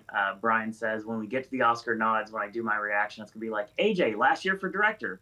When we get to lead actress, I'll ask who the hell is it? Yeah. I did do a SAG non-prediction, and I said out of nowhere choice was Jackson for the piano lesson. I got the right category, but the wrong performance. Yeah. Even at SAG and BAFTA, I still say we don't have a clear front runner in any category. No, we don't at all. No matter what people try to tell you, no, there is no clear front runner for anything this year. There's always going to be some idiot busting in, speaking in absolutes. Probably in this very video at some point. It's me. Hi, I'm the problem. It's me. It's like, yeah, we see you from the past, whoever you are. The only categories we know for most likely winning are Amelia Perez for international feature and Dune Part 2 for visual effects. We'll see.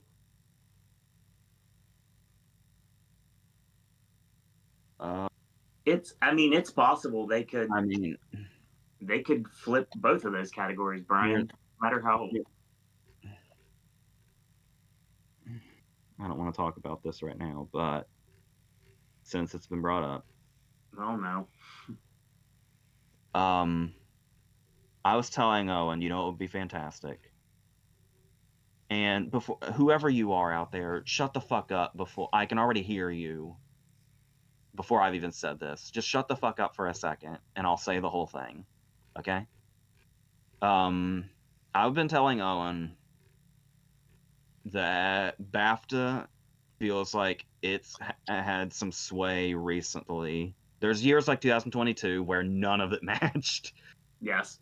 But more often than not lately, it feels like BAFTA has a lot of sway where if we're split on something, it tends to go the way of BAFTA, which used to be the other way around. Stuff like Anthony Hopkins or the screenplays of 2020, like The Father winning, which I still love so much. Sure. I think Anatomy of a Fall winning screenplay kind of started with BAFTA really pushing that. Yep. Because I've rewatched the whole. I rewatched The Holdovers over Christmas, and I was like, man, how did this not win screenplay again? And I was like, oh, it was Anatomy of a Fall. Okay, that makes sense. But I've been telling Owen, what if? And this is such a big what if because we don't even fucking have the BAFTA nominations yet. Nope. We just have the long list. But I was telling Owen, what if The Substance won screenplay at BAFTA? That would be wonderful. Because I know what right now feels all but certain to win original screenplay. And I feel like the only thing that would stop it is if The Substance won BAFTA. Otherwise, I'm going to win an Oscar and not be allowed to accept it. Yep.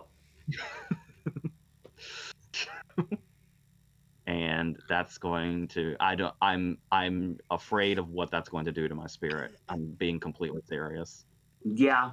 I can. Because I feel okay right now, but to actually hear that called would crush me in ways I can't describe. And I wouldn't, by the way, I know what this might sound like. I would not turn into a dangerous person, into somebody that doesn't want to leave bed. The total opposite. Yes. So all I can do right now is tell myself, what if? I'm not saying, oh, this will happen and it'll make me feel better. What if The Substance could take screenplay at BAFTA? Would that sway the race? Because, I mean, everybody's probably on board with me, right? That Nora is, like, right now seen as it almost seems like it would have no competition in original screenplay. Because really? the movie that beat it at the Globes was Conclave, which was adapted, so... Yep. That had meant nothing. Not that the Globes ever mean anything. Remember when Aaron Sorkin won for Steve Jobs, was it? And he wasn't even nominated for the Oscar. Right. So, yeah. That's one that I would say, like, right now is, like, we could chalk that up to, like, it's already happened. Unless The Substance does something about it. It really needs to. Really? I mean, Can is a good precedent for The Substance of screenplay, but remember what the fuck else happened at Can. Don't want that. No. So, by the way, I'm still scared that could happen. You should be. I understand that. So I don't think so. I mean, Brady Corbet, if you need somebody in your corner, let me tell you, you fucking got it. Even if I'm not crazy passionate about The Brutalist, if you're next in line, I am your biggest cheerleader. No question. Even your wife will not hold a candle to how much I will support you. and she co-wrote the fucking movie with you. This is true. So that's I mean, if we go the Brutalist route, that's that could pick up screenplay steam if we go that route. I mean, I wouldn't be. I wouldn't. I mean, there's better answers. Obviously, we already talked about the correct answer, but I mean, if that ends up being the direction we go, I'd be okay with that. Yeah, because I said the substance because the substance is the one that I want, but the substance or the brutalist, because obviously another like very very very top choice for me would be Eisenberg. Yeah, I'd love to see Real Pain start taking off screenplay. A real pain should be much more of a threat in original screenplay than it seems to be. Mm-hmm. But that's a category that I have thought a lot about. Now, Josie asked if we're going to be looking at the sound editor nominations. What about them? Are we looking at them? I mean, we won't cover them on here, but you know, we'll certainly keep an eye on them. You know, that'll help a little bit. I mean, whether they'll give us some clue as to what's going on with sound itself, because I don't know whether did the sound mixing ones show up.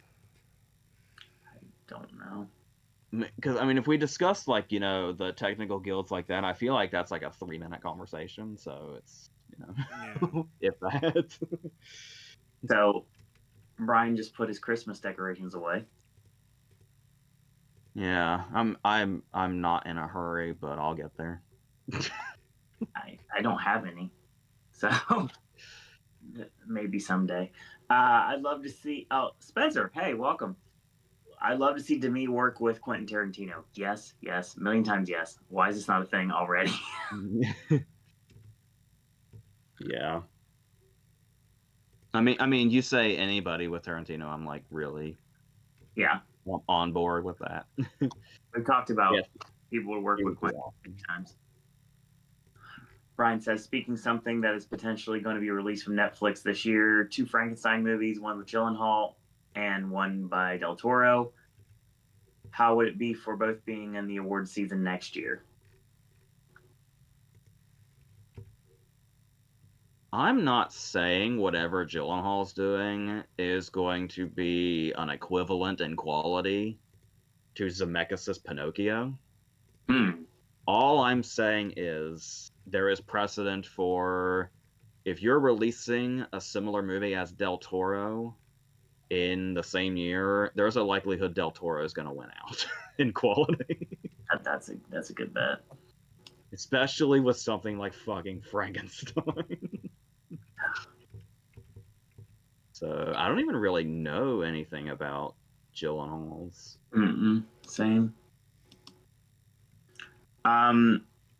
So yeah, that's covers chat. Are we done? We've got the game, and then we've got some trivia.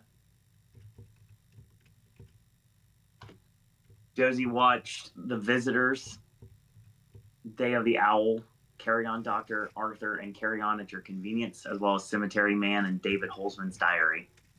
I forgot that the other Frankenstein is Maggie Gyllenhaal. That actually really intrigues me. Yeah. That's what we were talking about.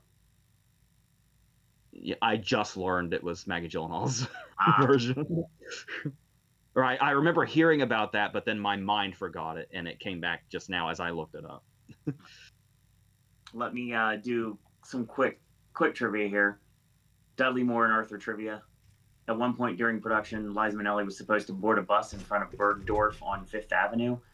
When a real bus came along, she boarded it thinking it was the movie bus, but she was halfway down the block to realize that she saw the whole crew packing up when she looked back. Dudley Moore's comedic partnership with Peter Cook was his partial performance, and Cook's excessive drinking had soured his and their partnership in 1970. Dudley Moore was ad-libbing the famous moose scene so much that Stephen Elliott got enraged by having to do so many takes. We forget about the moose for now. You can tell by Moore's reaction it wasn't in the script. Steve Gordon halted the filming and begged Moore to play the scene straight. That's why Elliot's tone changed so suddenly. Reportedly, when Dudley was doing the mansion Moosehead sequence, a lighting technician laughed so much he fell off.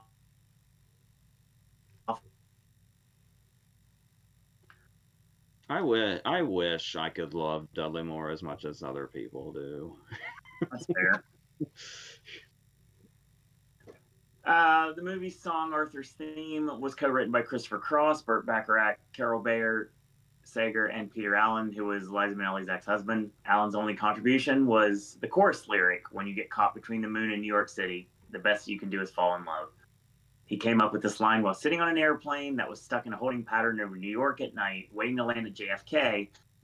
Despite his minimal contribution, the other three songwriters insisted Allen receive a songwriting credit, and they won the Academy Award for Best Song. Barney Martin, the father of Liza Minnelli, which is Ralph Marola, played Minnelli's husband in the Broadway stage version of Chicago. This is a modern-day reworking of the P.G. Wodehouse's Jeeves and Wooster tales. Arthur is the equivalent of Bertie Wooster, and his servant Hobson is Jeeves. Apparently, when this movie was touted, Dudley Moore thought, perhaps jokingly, that the movie was about King Arthur and the Knights of the Round Table. And after Linda first meets Arthur, she says, "He looks like one of Santa's little helpers." Dudley Moore, of course, was a Santa elf in Santa Claus in 1985. Correct. All right. Carry on at your convenience, trivia. Director Gerald Thomas wrote to actor Terry Scott about the cutting of his entire performance by writing in a personal note, "This is in no way any reflection on you or your performance, but the film finished 50 minutes over length, and we felt rather than cut your sequence down so you were only on the screen for a flash, it would be kinder to remove the entire scene, because it has no effect one way or another on the story, such as it is." Yes. The whole scene with Terry Scott was deleted from the final print. He paid £500 for the day's shoot. The footage has been long destroyed, only stills remain. Scott was a union boss called Mr. Alcock. The car that Sid Plummer buys himself after he starts winning on the horses to replace his decrepit-looking Ford 100E is a 1971 Morris Marina 1.3 Deluxe Coupe in Bedouin, which is especially notable by the fact that the Marina was a brand new model in 1971 and the car was one of its very first. All right. After Sidney James's character was criticized for leering at some girls in Carry On Henry VIII, here his character was changed to the put-on family man, similar to the character he portrayed in Bless This House, a TV sitcom in 1971. In the next film, Carry On Matron, his character was preoccupied with thieving, but made odd suggestive comments to nurses, including one played by Jackie Piper, playing his daughter in this film. The girl-chasing persona was fully reinstated for subsequent films, and the first Carry On film to lose money at the box office only broke even in 1976 after television deals and distribution rights had been down to the fact that it was clearly an anti-union film. A curious miscalculation by the producers that they must have been aware that most of their audience were working class people who had largely been union supporters or members. One of the taverns scene was called the Whip It Inn. It's a Carry On Films fan site, whipitin.com. Factory scenes were filmed at Twyford's in Stoke-on-Trent, the actual toilet manufacturer in the Potteries. Although this may have been actually creative editing with the picket line exterior shot on the Pinewood Studios backlot, it's common for Carry On film budgeting, and the factory interiors likely conventional studio interior set, or repurposing existing industrial buildings on the Pinewood Studios lot using unofficial product placement props actually manufactured by Twyford's and the irrelevant parent company. It only made its budget due to its international release, domestically boycotted by the working class fans, especially in some of them that were actually in favor of the strikes. Years after the release, the movie became seen as a comedy and not pro-conservative propaganda. Originally called Carry On Comrade and also Carry On Working, the former title was supposedly too communist for the trade union, and the latter title was seen as too obvious but managed to be salvaged as the last line of the movie. And last but certainly not least, Cemetery Man trivia. The ossuary that was used in the film was quite real. Go ahead. I actually really want to see this movie, so hopefully there's no spoilery trivia. Supposedly one of the crew members removed some of the bones from the ossuary during filming, but quickly replaced them, claiming to have encountered an angry ghost. Sets were built on an actual abandoned cemetery in Italy. An American company was willing to fund and distribute the movie if Matt Dillon was cast as Francesco. The English translation of the protagonist's name, Delamore, is Of Death of Love. And in 2009, the horror website A Shot in the Head chose Anna Fauci's boobs from her nude scenes in this film as number 1 on their list of the top 10 boobs in horror movies. Okay. So ends another rousing game of loaded questions. Welcome, Parsnipburger. Do you guys think Pam Anderson is going to be nominated for an Oscar? We'll talk about that when we do our Oscar predictions next week. But yeah, I think it's very possible. She's in the hunt. Yes. She would be, well, right now, before we do predictions, we'll say she's very worthy. She's extremely worthy. If you haven't seen the movie Parsnip, you need to check it out if you have a way to. It's going to be hard to see because I see it doesn't have a very wide release, but if you get a chance to check out the movie, do so. So, we're ending the game with a children's book adaptation game that Josie came up with. So we're going to read the summaries, and we're going to name the top 3 if this were a film festival. Okay. Private Eye series. We talked about Private Eye during the last podcast. I remember that because I remember the 789 gimmick. So yeah, that's a thing we've already talked. Rian Johnson and Duke Johnson. And if you remember, Duke Johnson was the co-director of Anomalisa. Okay. Okay. Combo adaptation of the first 2 books, 789, The Untold Story. Everyone knows 7 is always after him. Word on the street, 789. If that's true, 6 their number. I'm having deja vu, Josie. Lucky for him, Private Eye is on the case, but the facts just don't add up. Odd. Will Private Eye put 2 and 2 together and solve the problem, or is 6 next in line to be subtracted? The second book is The Uppercase Trouble in Capital City. Just when Private Eye thinks all is calm, now he's cracked the case of 789, ? Storms of the office. Mark is worried. I'm sure he is. All the uppercase letters are MISSING missing. But that's absurd. This is Capital City. Private Eye is the last letter standing. Will he solve his biggest mystery yet, the uppercase, before it's too late? Filled with the same humor, wit, and quirkiness of this hit 789, The Untold Story, comes another laugh out loud whodunit. What's funny is Private Eye's love interest is the letter B. Okay. Mr. Walker Steps Out by Lisa Graff. Adapted from the Safdie brothers. Okay. Mr. Walker, the human-shaped figure who lives in the traffic signal box, tells pedestrians when it's safe to cross the street, decides to leave his posts, and experience all that he has been missing in this sweet and satisfying tale about finding one's place in the world. Magic Shoelaces by Audrey Wood. Adapted by Coralie Fargeet. Matthew just can't keep his shoelaces tied and is always tripping up. When the magic man offers to swap Matthew's laces for a magic pair, he thinks his wish has come true. However, he soon realizes there are disadvantages to laces that won't come undone. Of course, this will take a horror approach. Yes. King Bid Goods in the Bathtub by Audrey and Don Wood. Adapted by Yorgos Lanthimos. Written by Tony McNamara. Of course. Let's go. One by one, the knight, the queen, the duke, and eventually all the members of the king's court try to persuade King Bidgood to leave his sumptuous bath. No luck. EmmaStone.com. Otto by a biography of a teddy bear, adapted from Brady Corbet. A powerful and beautiful book told firsthand by Otto, a German-born teddy bear separated from his Jewish owner. Lives through World War II and reunited with his original owner 50 years later. The Stinky Cheese Man by John Kisa and Lane Smith, adapted by Lloyd Kaufman. Okay. In this fourth wall-breaking picture book, young readers will delight in the strange twists on familiar tales, from the Stinky Cheese Man to Cinder Rumpelstiltskin. This unique, hilarious retellings poke fun at classic stories and characters, the wonderfully offbeat and bizarre illustrations, as well as the innovative play with typography and book design, make for a one-of-a-kind masterpiece from two powerhouse children's book creators.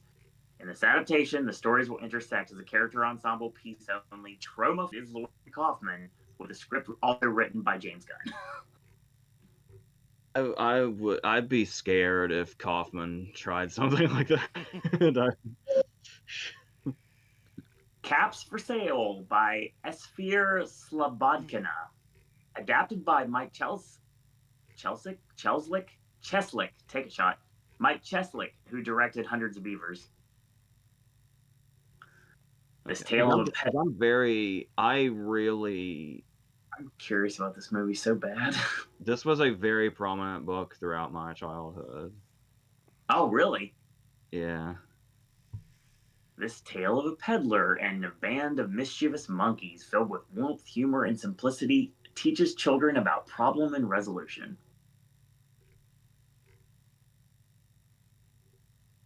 Okay. The Fantastic Bureau of Imagination by Brad Montague. Adapted by Joseph Kosinski. Co-written by Charlie Kaufman. Not a pairing I would have thought of. Every day, Special Figment Agent Sparky delivers all the mail but the FBI receives to the proper department. Unlike the Office of the Unexplainable or the Department of Dreams, it's a big job that Sparky keeps everything running smoothly. Until disaster strikes when the Cave of Untold Stories overflows and threatens to topple the whole bureau. Turns out too many people have been holding in their big ideas, and now Sparky must recruit more agents to share their dreams, songs, and stories with the world. Funny Bones by Janet and Alan Alberg, adapted by Peter Jackson. Oh, going back to Bones. Yeah, there was a BBC animated series of this, but this is a hypothetical movie I am talking about in this case. Two skeletons and their skeleton dog. This will be Peter Jackson's essentially returning to his horror roots, well, sort of, and feature a ton of practical gags. Okay. I'm sad at no Lerman and no Kevin Smith in this, Josie. And the last one is The Wonderful O by James Thurber. Adapted by the Coen brothers. This is a long one. Black and Little Jack are bad men. Little Jack is a map that indicates the existence of a treasure on a far and lonely island. He needs a ship to get there. Black has a ship, so they team up, sail off on Black's vessel, the Ayu, a weird, uncanny name, remarks Little Jack, like a night bird screaming. Black explains that it's all valves except for O. O, he hates since his mother got wedged in a porthole. They couldn't pull her in, so they had to push her out. Yes, Coen Brothers, 100%. Black and Little Jack arrive at the port of the far and lonely island and demand the treasure. No one knows anything about it, so they have their henchmen ransack the place to no avail. Black puts a better idea in their mind. He will take over the island, and he'll purge it of Zero. The vicissitudes visited on the islanders by Black and Little Jack, the harsh limits of life, sans Zero, where Shu is she and woe is we, and how finally, with a little luck and lots of pluck, the islanders shake off their tyrannical interlopers and discover the true treasure for themselves. Oh yes, and get back to Rose, of course. There are only some of the surprises that await readers of James Thurber's timelessly zany fairy tale about two louts who try to lock up the language and lose. It's a very intriguing little game, Josie. It's actually really clever because the directors really do match up with those. So the instructions we have, like I mentioned before, read the summaries, which we already have. Assign the distributor for the project, and then name the top three. And as an option at the end, if you'd like, discuss any awards potential. I think my three would be the Peter Jackson one, the Ryan Johnson one, and the Yorgos one with the bathtub. I think if the Hundreds of Beavers guy did Caps for Sale as a short, because I think that guy should probably make shorts. Okay. We have been talking about this Private Eye series for 2 shows now, and Ryan Johnson being involved with it does intrigue me. The Yorgos King Bidgoods, I could totally that one as well. With the Anomalisa co-director, are we to assume it's animated the same way as Anomalisa was? I would say there's no way it wouldn't be. I don't have the connection of Caps for Sale like you do, so I would have to go with The Wonderful O, because I would love to see what the Coen brothers would do a script like that. I mean, it's an incredibly simple book. it was like I was reading it when I was like 4. Like that's my connection to it, and then it's became a nostalgia factor ever since then. It's weird. Is it weird that I have never heard of any of the books that Josie mentioned in any of this? You hadn't heard of the Stingray Chase Man? I don't recall that. No, Oh, man, that was huge. I was reading like Shel Silverstein and Yeah, that too. yeah, I Beverly still Quinn. have, I I still talked have, about Beauty Bloom. So I still have like 3 of Shel Silverstein's books around here somewhere. yeah, that's very interesting. That was a fun little game, Josie. Yeah, the distributor thing, I couldn't tell you. That's a tough one, but I think that's the take home. Did Ashley have any comment or? Ashley, do you have any words for the game? The only one that I'd know off the top of my head would be Oldberg's Funny Bones. Most of those other stories never really sort of crossed the pond. So, Funny Bones by way of Peter Jackson. I'm intrigued to see what Leica would do with it. That's fair. That's a really good shout. I feel we haven't had a Leica in a while. No, we haven't, right?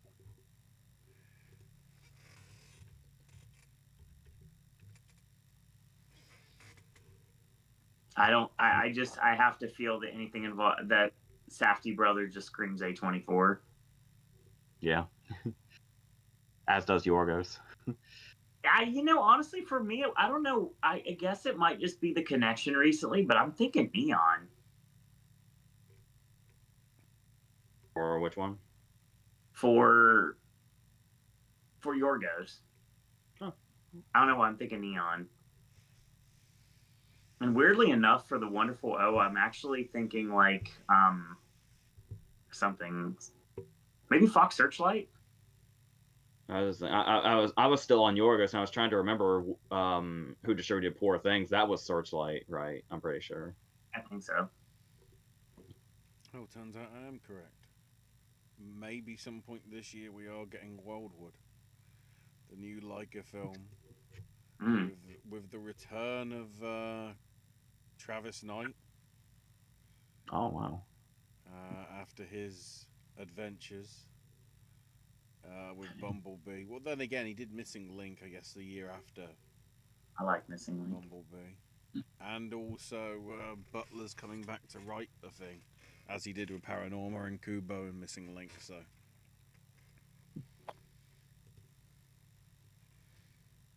that's good news. That's actually our show. Nice. So real quick, thanking everybody that showed up in chat tonight. Parsnip came in at the last minute. Thank you for joining us. Hopefully you enjoyed the archive if you get a chance to check it out. Brian, Spencer, Josie. I see Carl Trudell popped in. Anyone that was listening in archive or just checking out the channel without even like saying a word in chat, thank you for joining us tonight.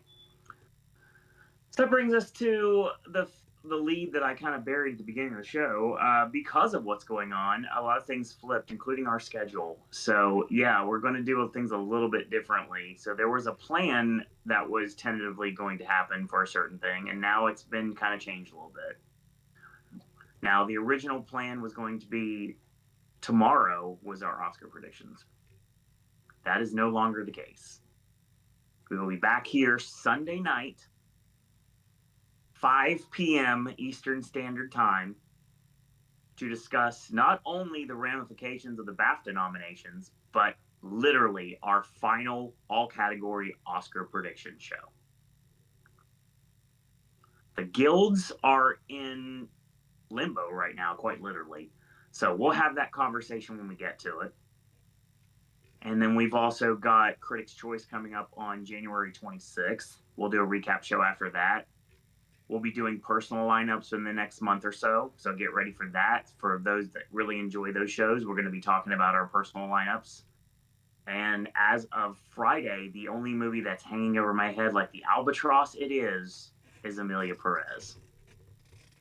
Anything that could potentially contend for anything that's been in the conversation, at least one way, shape, or form, I will have seen except for Amelia Perez by the next time we do this show. And for the people that are into that, it's probably going to be around the week of the Oscar ceremony that we do our personal lineups. Yes. That will give me plenty of time to finally get that one showing of Amelia Perez in a Cinemark or Regal theater that I can, probably just Cinemark theater, just walk to Deezerland like I do every single year and get to finally see that movie. That'll also be when I'm checking out the live action, the animated, and the documentary shorts too, when those get dropped as well. So the schedule is going to go for, unless something changes, the 23rd of January is going to be our triple video. All three of us are going to be doing reactions to the Oscar nominations, whatever they end up being. And then that night, 6 p.m. Eastern Standard Time, we're going to go do our deep dive into everything. So we've got Guild Talk coming in the future. Once we figure out what's going on with that, we'll have to do predictions for the guilds in the future. And then, of course, we'll have to do BAFTA predictions in the future. And then Spirit Awards are still here. So we got to knock those out at some point as well. So, yeah, we'll talk about that in the near future. And then, of course, we'll do the Oscars like we always do and recap one last time. And then we're done until August. With AJ bringing back movie reviews with a vengeance. After we get through If, there's going to be some other things joining us. Den of Thieves is finally going to be reviewed on this channel, as well as a new sequel that just came out. So weirdly enough, it feels more likely that we'll have the first 2025 reviews before If, but they'll be coming around the same time. Correct. And all the segments you love so much in 2024, I see no reason they're not returning in one way, shape, or form in 2025. So if you liked a lot of the new content you got from AJ last year, it'll come back in some way, shape, or form. So get ready for that. AJ, of course, takes over the channel in October as usual. We'll get to more solidified content, as I mentioned, if you saw that Twitter post I put up the other day, basically saying that, sorry, I've been kind of lazy lately. There'll be more content coming soon. Do not worry. Ashley will bring more gaming content in the new year, more Snack Stash snacks you haven't seen before that they're currently on this channel I need to put up at some point. Lots of voices coverage. So there's lots of things. I mean, I have regular stuff. I've got Dickens stuff. I've got concerts. I've got all sorts of things that are going to go up on the channel eventually. So get ready for that. Ashley can be found on Twitter at AshesMyNameUK. AJ, of course, cannot be found on social media. And I can be found at Sir Owen Disney.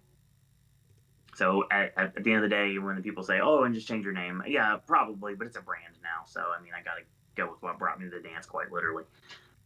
That being said, we will see you guys and girls out there on Sunday night at 5 p.m. I'll post it again on social media so you remember it's 5 instead of 6. It's not like a pre-show at 5 p.m. We're going to literally start at 5 p.m. and we're looking for a non 6-hour show. We'll see what happens.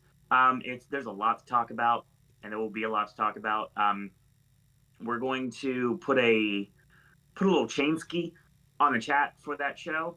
We will still respond to chat messages, but we try to keep everything in the context of what we're talking about. And this time around, we will give you guys a Q&A show somewhere sooner rather than later, so everybody can get all their Q's and A's taken care of. So we can knock that out at some point. I don't know when it's going to be. I just can assure you it's happening. And apparently, from what a little birdie keeps telling me, Popcast Movie Club might be coming back in 2025 with Chris, AJ, and Ashley. So prepare for that potentially happening too. But again, that being said, I want to thank you guys and girls out there for watching. Go check out the movies that are out in the theaters if you're not able to check it out. If you have to stream, I get it. I understand it might be the only way you have to see it. But just watch it because there's some really great stuff out there right now. And in the meantime, I want to thank you guys and girls out there for watching. Don't forget to have the best day ever. And remember, that's all we got to say about that.